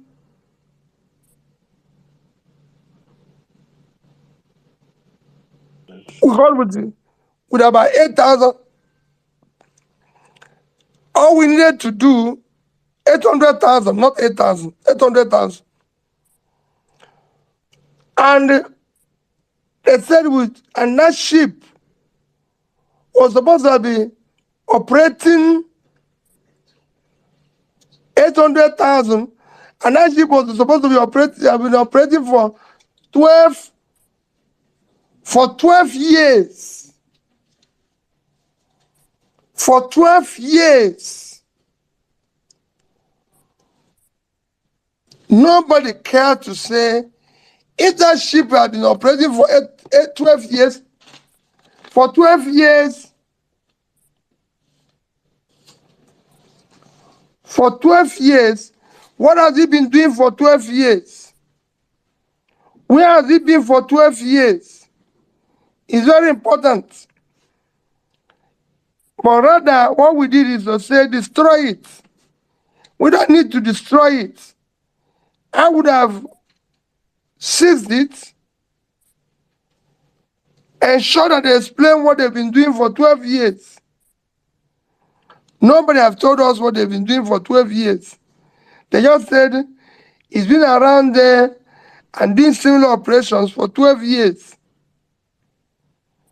These are issues. So if we get it right, I believe we can earn more dollars.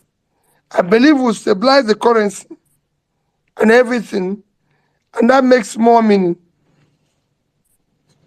Thank you very much, sir. Thank you. All right. I think we'll take. Can I? Okay. Okay. Before you go on, I just wanted to take a quick quote from what our principal just said right now. He said, basically, you can float the naira.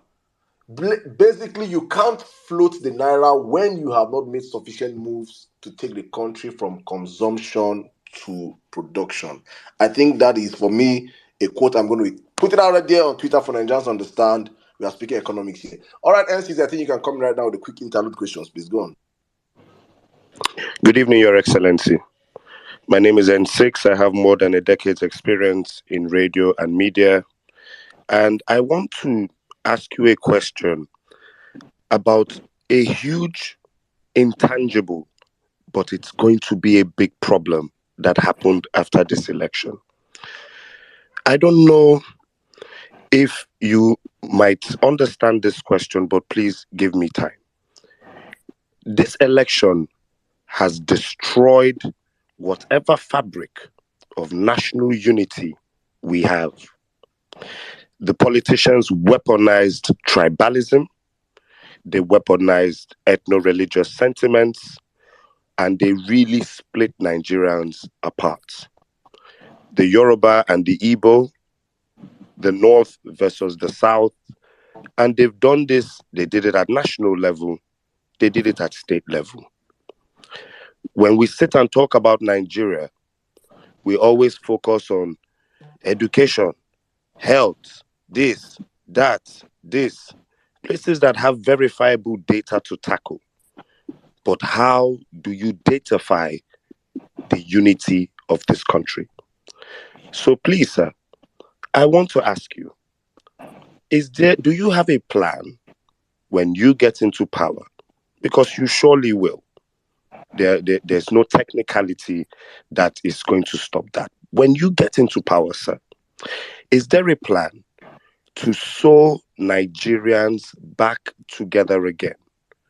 Or do you think that in your grand scheme of tackling poverty and also alleviating the Nigerian, hopefully the Nigerian GDP and all these things, that the tribalism issue will die off with our prosperity? I always thought it would, but it's sad to see these things happen again. You saw our opponents going as far as Yoruba, Ronu, and things like that. Sir, my question is on national unity. We are highly fragmented at this point. What do you have in mind to get Nigeria back together as a country, loving each other, for us to be able to achieve all these things you have? Thank you. Well, thank you very much. Let me be honest with you. I've been asked this question several times. And what I'll tell them is exactly what I'm going to tell you now. It's actually at times good that all these things are coming out. When in 2015,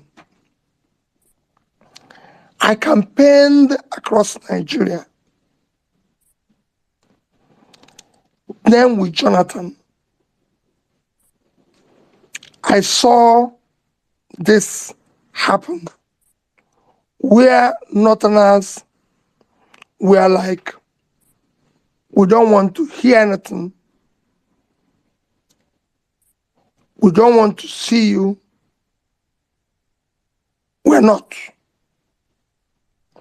So, and there were so many attractive proposals, campaign promises by Buhari then,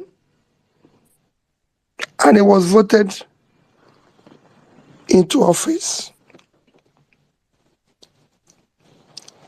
8 years after, I did not see, maybe there is, I'm just saying, any reduction in the poverty in the North. I did not see where the North was buying bread cheaper than the South. I did not see where food, like Ibrahim said now, was cheaper in the North than the South. There was no improvement. They were not more secured. There was nothing they would say they celebrated for that,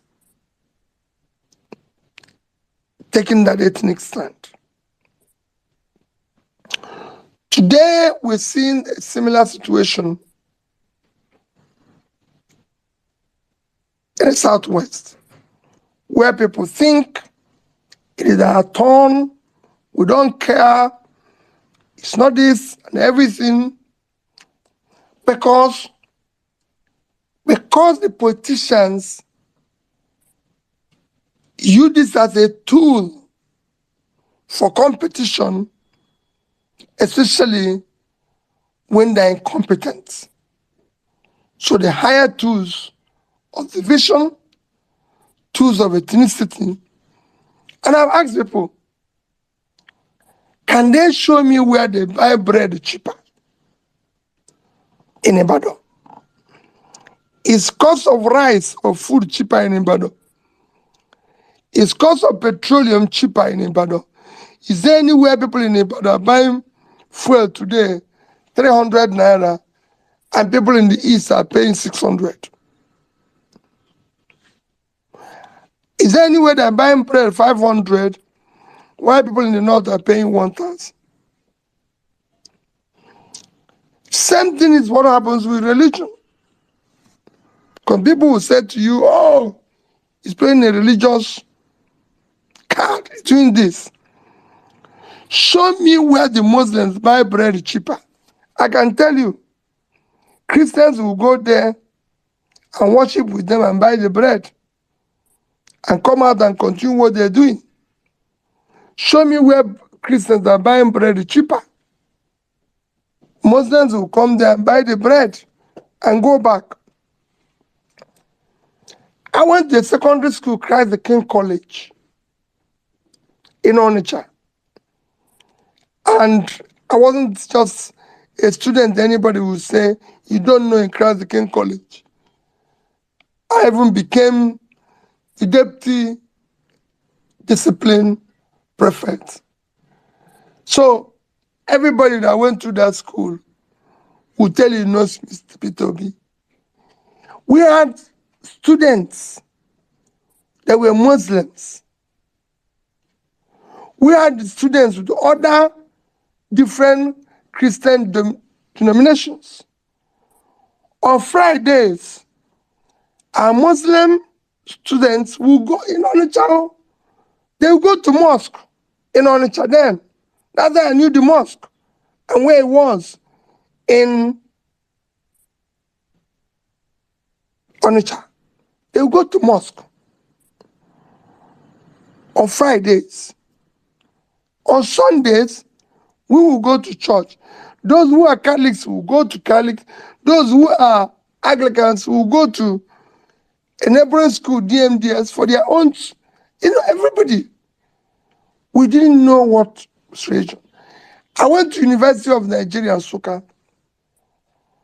Again, nobody who passed through Nsukka will tell you while I was there, he does not know Peter Obi.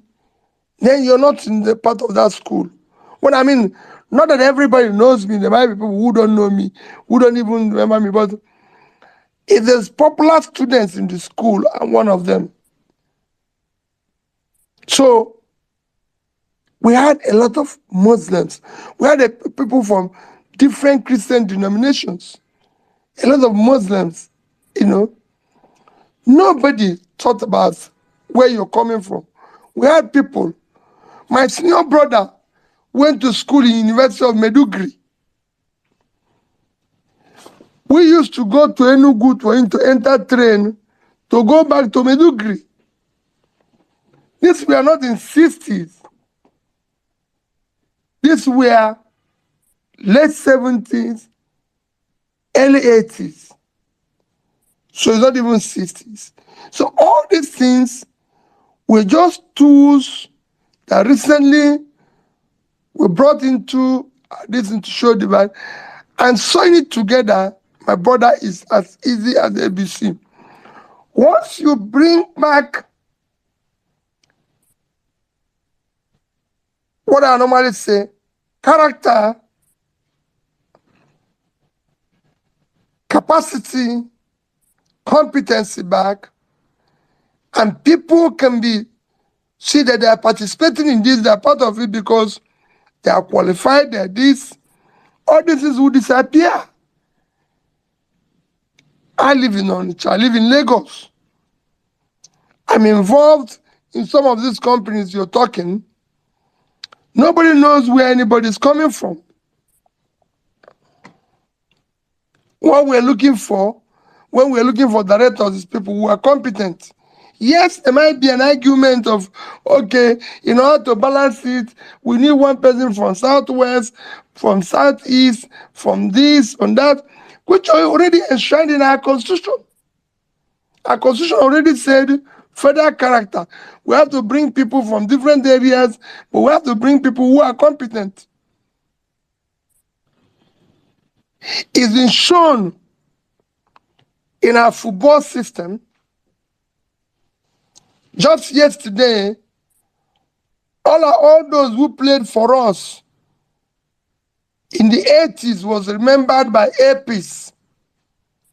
All those of them, Odebami, Christian Chukwu, everybody, he brought all of them to Lagos, hosted them, gave each of them about 1.5 million naira each, told each of them they're going to be flying his plane for free.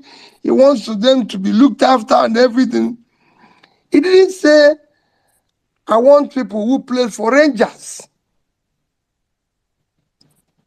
He wanted people who did this at national. When they met me in hotel, you'll be shocked. Owoblo, all these people that we used to hear their name. That's what it used to be. You can bring it back with effortless ease. Today, there's a lot of intermarriage between the North, the East, the Southwest, the Southeast. It's going to be a stage in Lagos, nobody even know the difference. Most of the marriages that I attended, I was in a funeral just on Thursday of somebody I can call a mother, fantastic woman,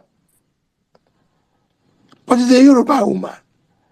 We live in the same block of flats where this woman is.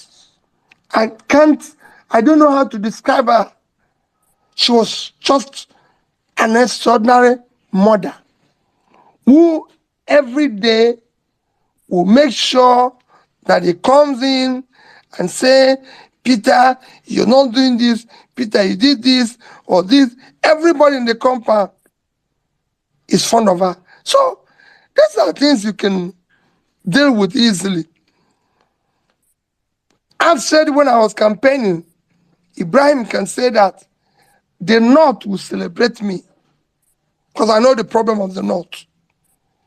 The West will do the same thing because I know the problem of the... Because today, nobody can tell me the problem of the North because I know the problem of the North. As a banker, we used to get all the cash we need from Kanu.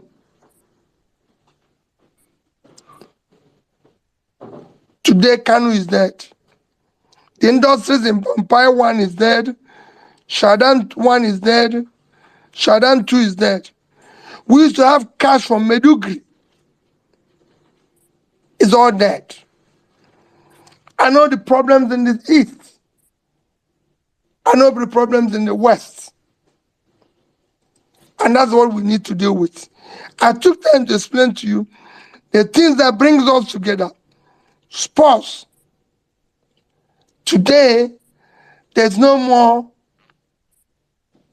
sports in terms of what it used to be. At the time, nations are celebrating their huge leagues. All you hear Nigerians talking about is about Manchester, Man U, Chelsea, this. Where's our local league? Yes, people used to do that before to play even what do you call it again? To all this lottery, what do you call it again? Pool. They do pool with it, but they were still following Rangers,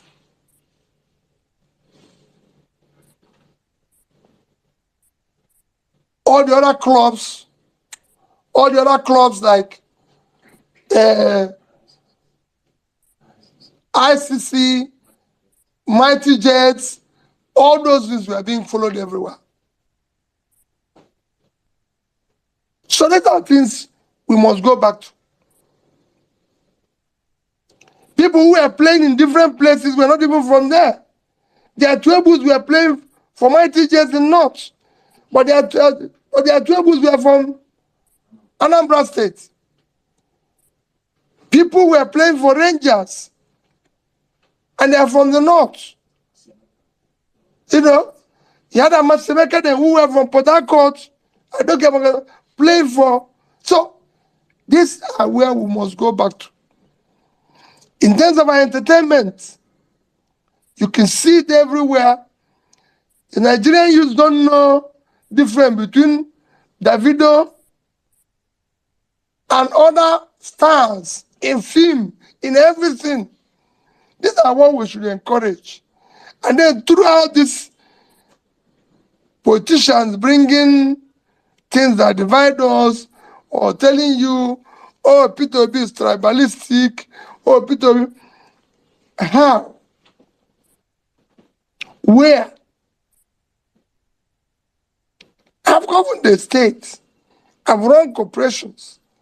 I've supported this thing. I can tell you there's a company that is 100% owned by people from the Southwest that I chaired. I didn't even have one share in it, just one. And I was the chairman, and the company was doing well. So we can go back to it. We can sew it together very easily. There's competent people all over Nigeria. Just like all of you are scattered here, there's competent people all over Nigeria that we can work with and be able to show that it is a united country. Thank you very much, sir. Thank you. God bless you, sir. Thank you very much. Thank you. I think how you went in on that. Thank you. All right, I'm bringing David. David has been falling off. I think, David, your enemies don't want you to speak today, but I am sure as David conquered Goliath, you have conquered them. So please, David, I want you to come in right now and show them that you are also a conqueror. Please, you have this space. Good evening, my brother. Good evening, Saddam. So I'm just going to keep my question very brief. And I'm first of all, I'm going to give some background as to why I'm asking this question. Now, it's been well known that the fuel subsidy regime was unsustainable. It had to go. Preferably should have gone as far back as 2012, wasted an extra 10 years, etc., etc. Regardless of what happened on February 25, the fact is the fuel subsidy was never going to remain in place because the outgoing administration had already not made any budgetary provision for it. Now, that has been used as an argument to state that, well, even if the results that were announced had gone differently, and even if Peter Obi had been announced as president and he had, he was sworn into office on May 29th, that the economic carnage that we are witnessing would have been the same. That it wouldn't have made any difference who was president. Now, I beg to disagree. I believe that the way it was handled, the way the announcement was made in itself, and the way the initial first 2 or 3 weeks of the subsidy removal were handled were what directly led to this huge slowdown in economic activity that we are witnessing, and this extreme spiking of fuel prices. Now, so the question is, if Peter Obi was the one who was midwifing that transition from subsidy to no subsidy regime, what would Peter Obi have done different in such a way that the extremely negative effects that it has had on businesses, on people's ability to even travel to work, all sorts of things like that? What difference would Peter Obi's handling of the situation have made? David, first I'll tell you, election took place on 25th of February. Result was announced when? About the 1st of March. Between the 1st of March and May 29th is a clear, call it about almost 90 days. Within these 90 days, I'm sorry to say it, I would have been able to have a respectable economic team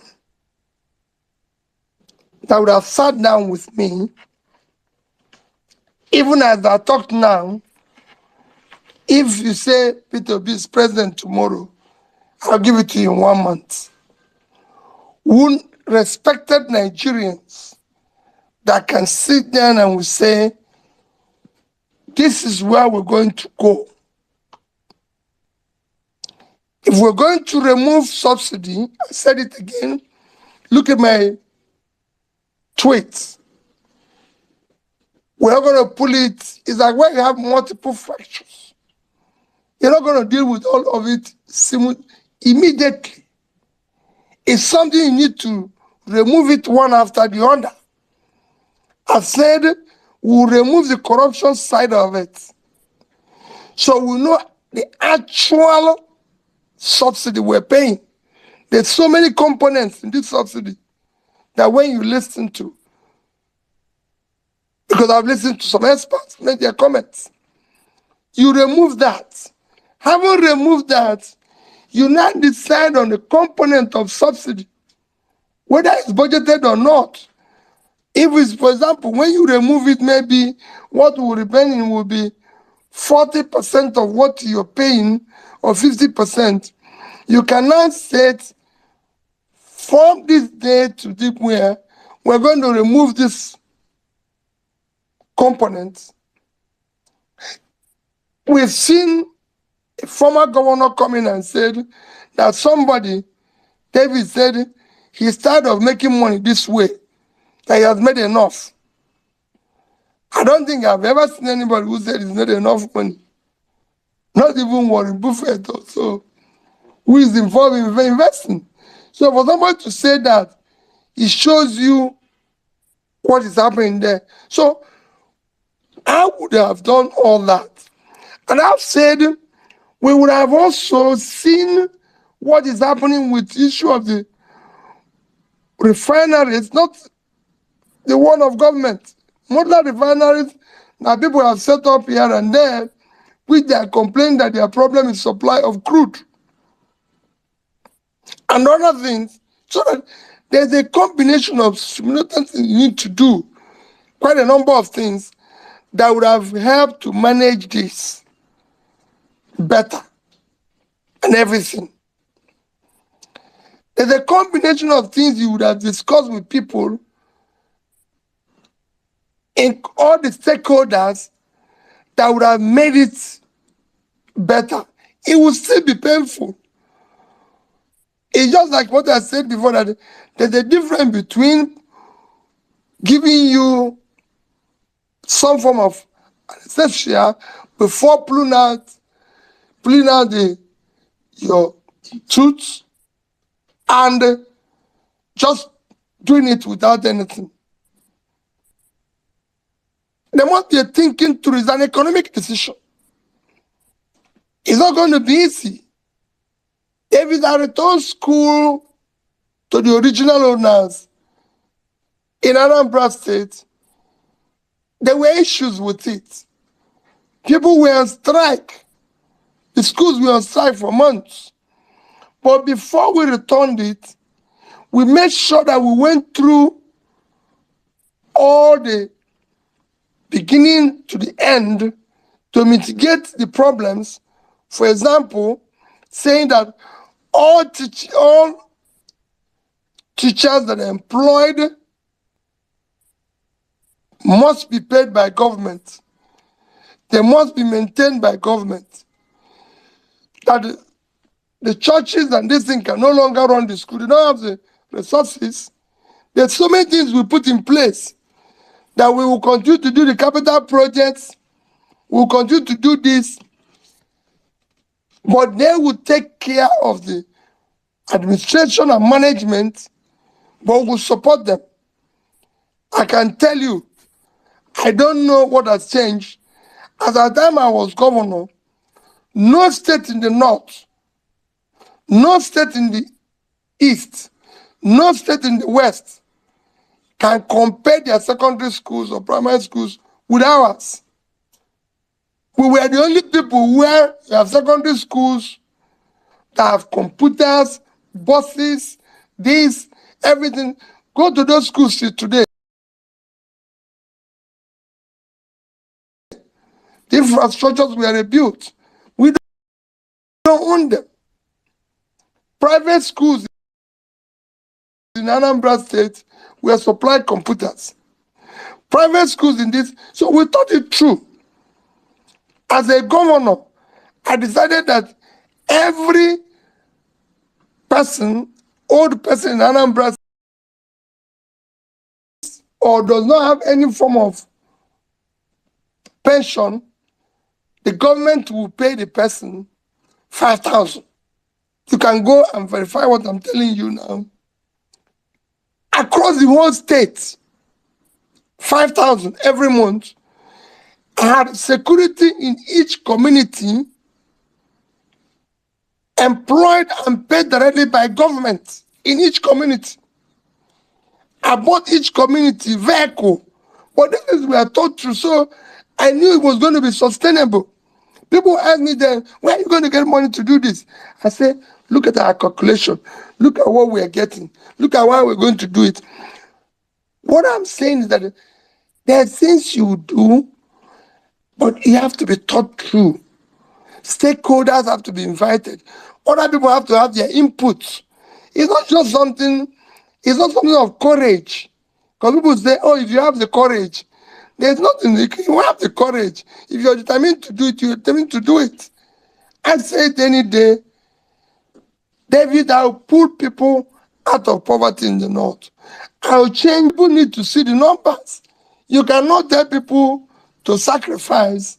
You cannot tell people to go through pain when they are seeing you live a life of a rock star, when you're buying brand new Jeeps from all over the world at a very expensive price, and you're saying, this is this. No, you cannot say you want, like we've said, we want food security, and this is this. Yes, we want food security.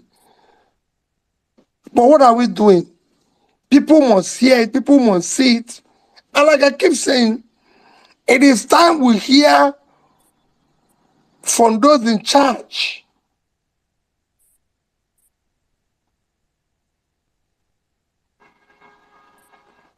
I don't know whether this has made a little bit of sense to your question, David. You Absolutely, it has. you made amazing sense, sir. Thank you very much, sir. All right, I think in the spirit of education, I think I'll circle the mic right now to Madam Bolanle. Madam Bolanle, you have the space. Good evening. Good evening, Saddam. How are you? Your Excellency, thank you. Your answers to our questions have been quite illuminating. Thank you. Right. So before I ask my question, I just want to sort of give some context. Right. Back in 2010, when I had my youngest daughter here in the UK, the consultant, the surgeon, the SHO, and the midwife on duty who welcomed her into the world were all Nigerians. So I had Nigeria's finest at her birth, and I often laughed about it. However, we know that there's a brain drain, so that we've got an average 200 doctors leaving for the UK every month. And that has meant that the ratio of doctors to patients is now 2 to 10,000, which is really, really bad. Right. So a few days ago, resident doctors in Nigeria embarked on an indefinite strike, right, which has meant that, the public hospitals and the conditions are not great anyway. And these are the people who have decided to stay, right? And it calls the question, how Nigerians are able to access affordable healthcare. So my question, sir, is this: considering the difficulties in that sector, is it time to call a state of emergency on healthcare delivery in Nigeria? And if yes, what would a solution look like? Thank you, sir. Well, let me start by telling you that the state of emergency, my sister, has been long overdue. It's been long overdue. Today, Nigeria has surpassed India in infant mortality. India is 7 times the population of Nigeria. India is now the country with the largest population in the world, about 1.4 billion, and we're about 200. So there are 7 times our population, but we have worse infant mortality than them, especially in the northern Nigeria. And this is because of lack of primary health care. Lack of primary health care, lack of education, lack of access to health, which is anchored, like I said, on primary health care. And you can't talk about primary health care unless you talk about the human infrastructure, the healthcare workers that are involved, because they are the nurses, the midwives, the everything. When I was campaigning, I went to an IDP camp where they had close to about, according to them, I didn't know, they were about 50 to 100,000. I'm not privileged to know how many they are. But when I came, the crowd I saw should be about 3,000-4,000. They have no form of facility, medical facility, except a nurse, one nurse, who actually was there on a volunteer basis. She said she's tired of hearing or seeing people die or women trying to get men. And so she decided, let me die with these people. It was very painful to see and everything. Because we're not investing in healthcare. When we talk about this saving, we're talking, go and look at primary healthcare budgets of Nigeria, a country of 200 million people, And then you look at the budget of, say, I don't want to start, maybe National Assembly. Look at the budget of primary health care. Look at the budget of maybe compared with budget of even pastoral clinic. All those things or parrots that our doctors are leaving, our nurses are leaving, should worry us, but I'm not as worried as people are. I lived in the UK myself, where at a time, all the doctors, all the distance were from India. I used to tell people that I know India would take over in terms of ICT, in terms of technology, in terms of businesses. The economy of India, go and study it, will be a stronger economy with an Indian and all those around. In most of the schools, especially in my class, where Indian acquired knowledge, doctors in the UK, they are going back to India. They are the ones who are helping Indian patriot Indians who are now in charge of various agencies, Institute for Transforming India, where things that they brought, even if they had a former prime minister, we are now using, it is people like you and all those diaspora that if we get it right, like I said, brain drain will be brain gain. You come back. Because we're going to use your knowledge. You're actually going to be the first investors we are going to get when we talk about foreign investors. Foreign investors are not going to come until you people come. When they see you going home and making money, they'll follow you.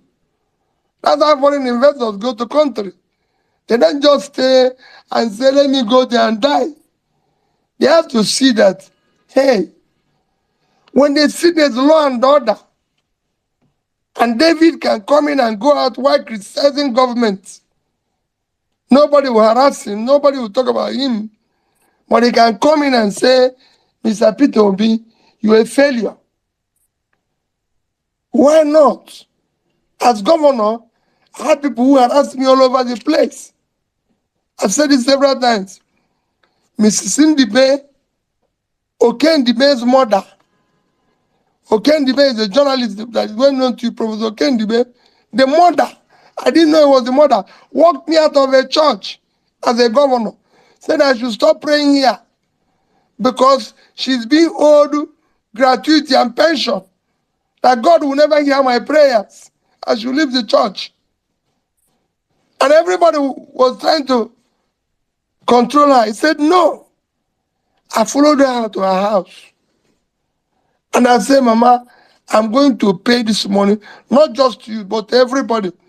That's how I cleared 35 billion naira worth of gratuity and pension. From that woman, the way he was talking to me, if I do it today to anybody in Nigeria, they'll lock me up. But that's what governance is all about. You're choosing to do a job, you have to listen to the people. Not when they said you did this, you say, who are they? They should go and get people in their village, even when they are telling you the truth. So we must have a country that works. And if we have it, I can tell you the doctors, we can train more doctors, more nurses, more this. Some will leave, some will stay. Eventually, as we get involved in building our health infrastructure properly, where we create a proper insurance scheme that will take care of us. If India, with large population, can have a scheme that provides health facility for Indians, 1.4 million, Indonesia has the best. They are 216 something million. They have one of the best healthcare insurance in the world today that works for everybody, where the rich contributes and the poor contributes. And if all these countries can do it, we learn what they're doing and do it. It is not rocket science.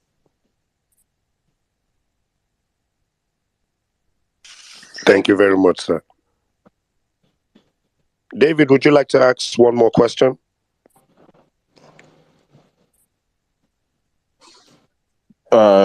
Me? Yeah, just ask it before we move on to Jimmy. Okay. Right. I was gonna ask a question. This was a question about the Labour Party. Okay. Well, I don't know whether it was Otumba who wanted to ask this question, because I remember he mentioning it. But well, since we're already here, let's go ahead with it now. I remember having a conversation. I think it was with Saddam a few days back, and we're talking about the future of the it definitely wasn't Saddam. We're talking about the future of the Labour Party, right? And obviously, what PO's vision for the Labour Party and for the obedient movement is. So I guess the question I would ask is, in now that we're obviously coming to the end of the 2023 election cycle, obviously we've recorded major successes both with the obedient movement and the Labour Party. They're both joined at the hip, obviously. So how does PO see things moving forward in terms of motivating more young Nigerians potentially to become card-carrying, registered members of the Labour Party? I believe N6 has been very vocal about the need for young Nigerians to not just take an interest in this election cycle because Peter Obi is involved, but also to become, if possible, card-carrying members of the Labour Party, to take part in the internal processes of the party, if possible, and also to take note of the other candidates that the party fronts in the gubernatorial, senatorial, and House of Representatives elections, even at state level, state House of Reps, local council chairman, that sort of thing, so as to essentially create or boost a political structure that is independent of what had come before it. So what is Peter Obi's vision for how young Nigerians can plug into this, both in the short and in the medium term?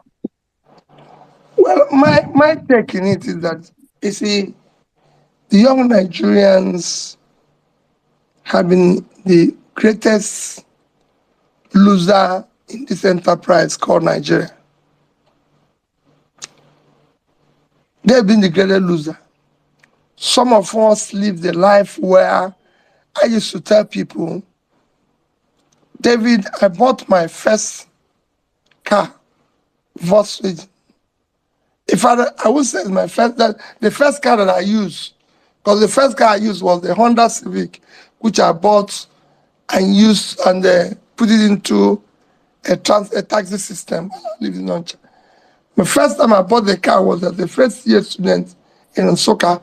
I went to J. Allen in Enugu and bought the Volkswagen for Volks car for 2,700 naira. Drove it to university. I used it. Everybody in Nsukka know my car, AN700 SA. In my second year, end of my second year, David, I bought a Pigeon 505 from Umano Motors in Nsukka for 7,500 or 7,600 naira. By my final year, and leaving university, I had a BMW for 15,000. So, what am I trying to say? Look at that type of life that I lived. And so many other students. We had students then, Chris Okotie, who was in Enugu, doing his thing, Jidobi. We have other students who were doing similar things. Kanwobodo, all of us, we had cars, lived well, campus was what it is and everything. You're leaving school, some people are going to work in corporations, some people are going overseas for their masters, people were doing this, we traveled, when there's the holidays, student fare to go to London was 80 naira, then moved to 100 naira. You will say in university, inside the university, there's a bank who sell foreign exchange to you at $1, 60 kobo, or call it 1 naira to $1. And suddenly, it's now 850 to 1. And you're not worried. Then you're not a human being.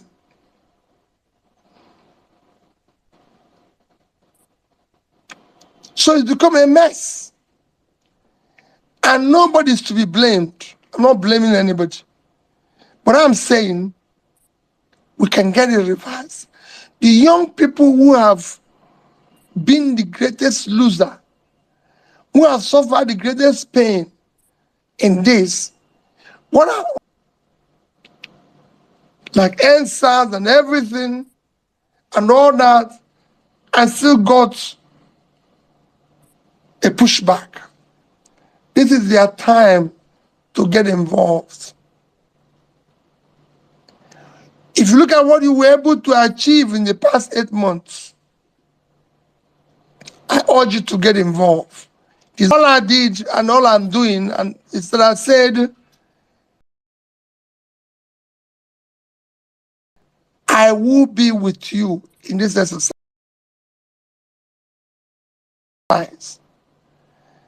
And I liked when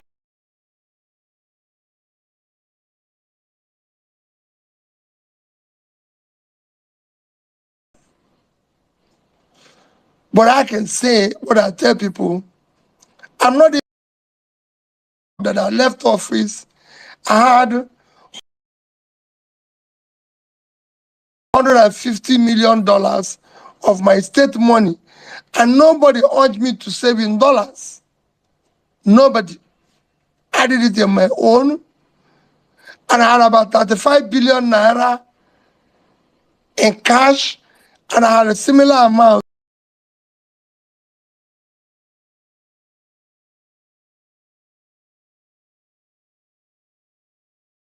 in investments. So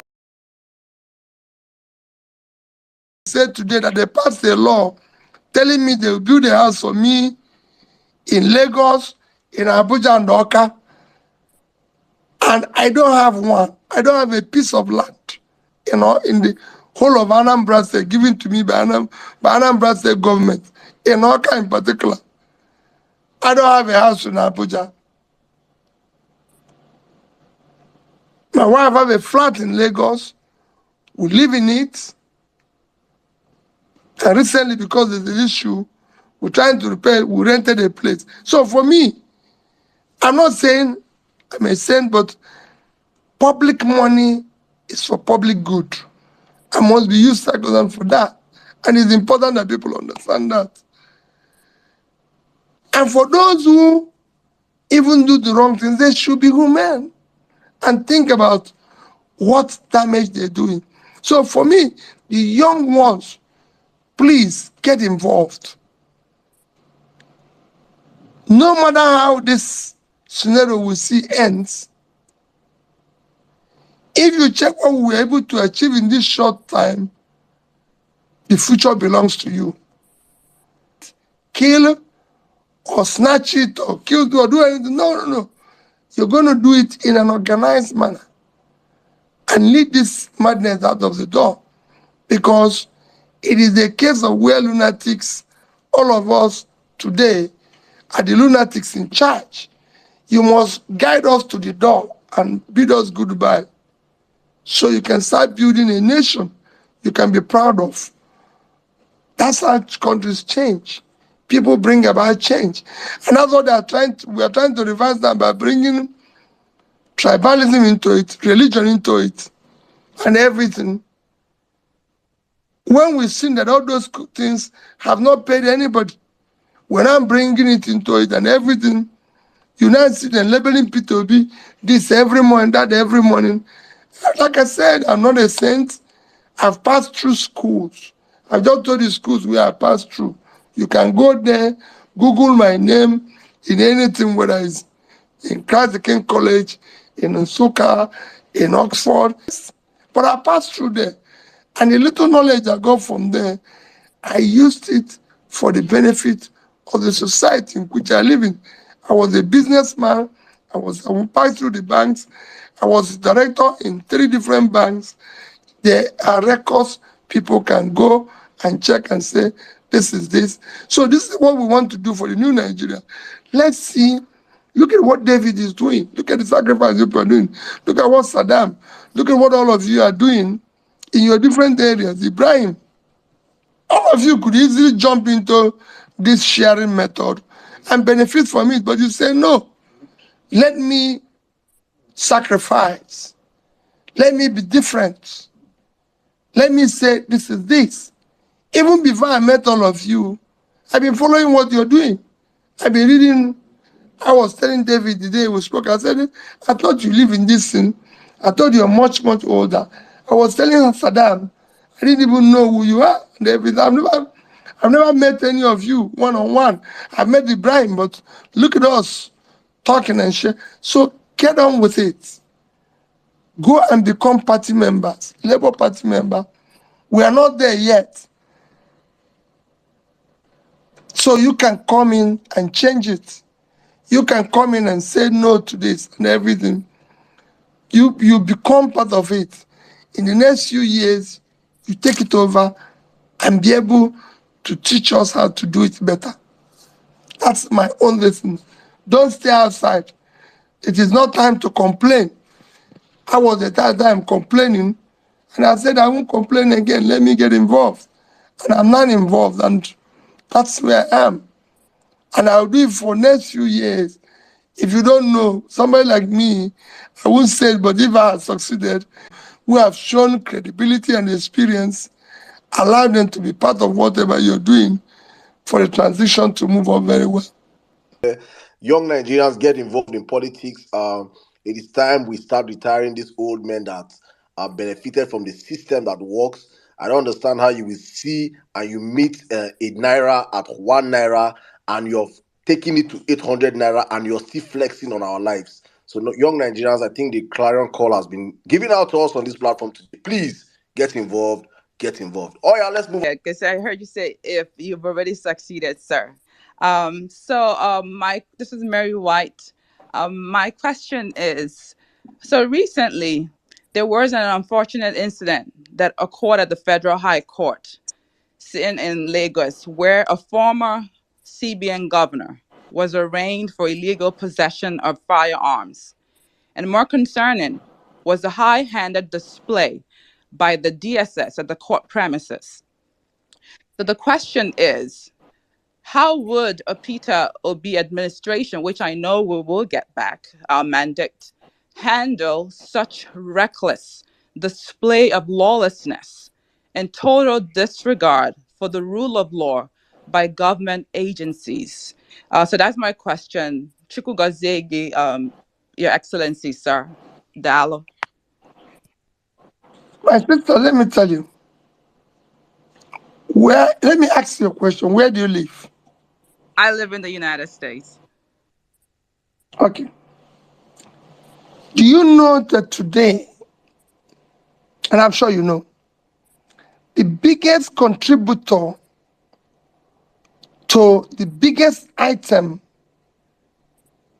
that contributes to United States GDP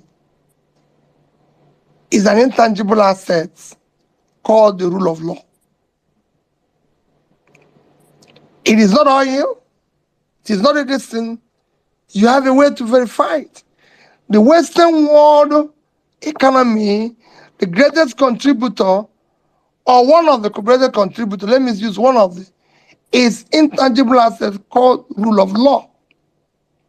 The reason why people want to live in the United States, want to live in London, want to live anything. It's not about, it is not about anything other than there's law and order. So if I go there and do a business and it fails, I can report.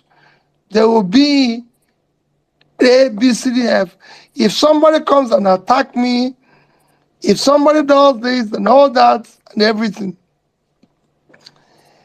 I lived in the UK for years. I told you this. I lived in the UK for years.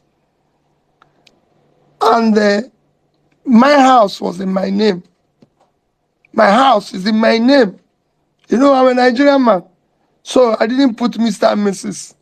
So it's Mr. Peter Obi. I live there with my wife. Her name is not in the.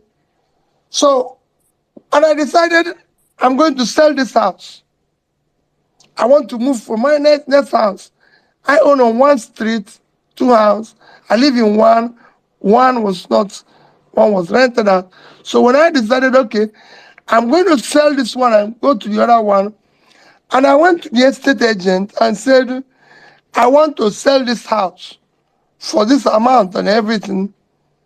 Went to the lawyer. The lawyer said to me, you live in this house with your wife? I said, yes. He said, for how long have you lived in this house? I said, I bought this house in 1995, 2001 or so.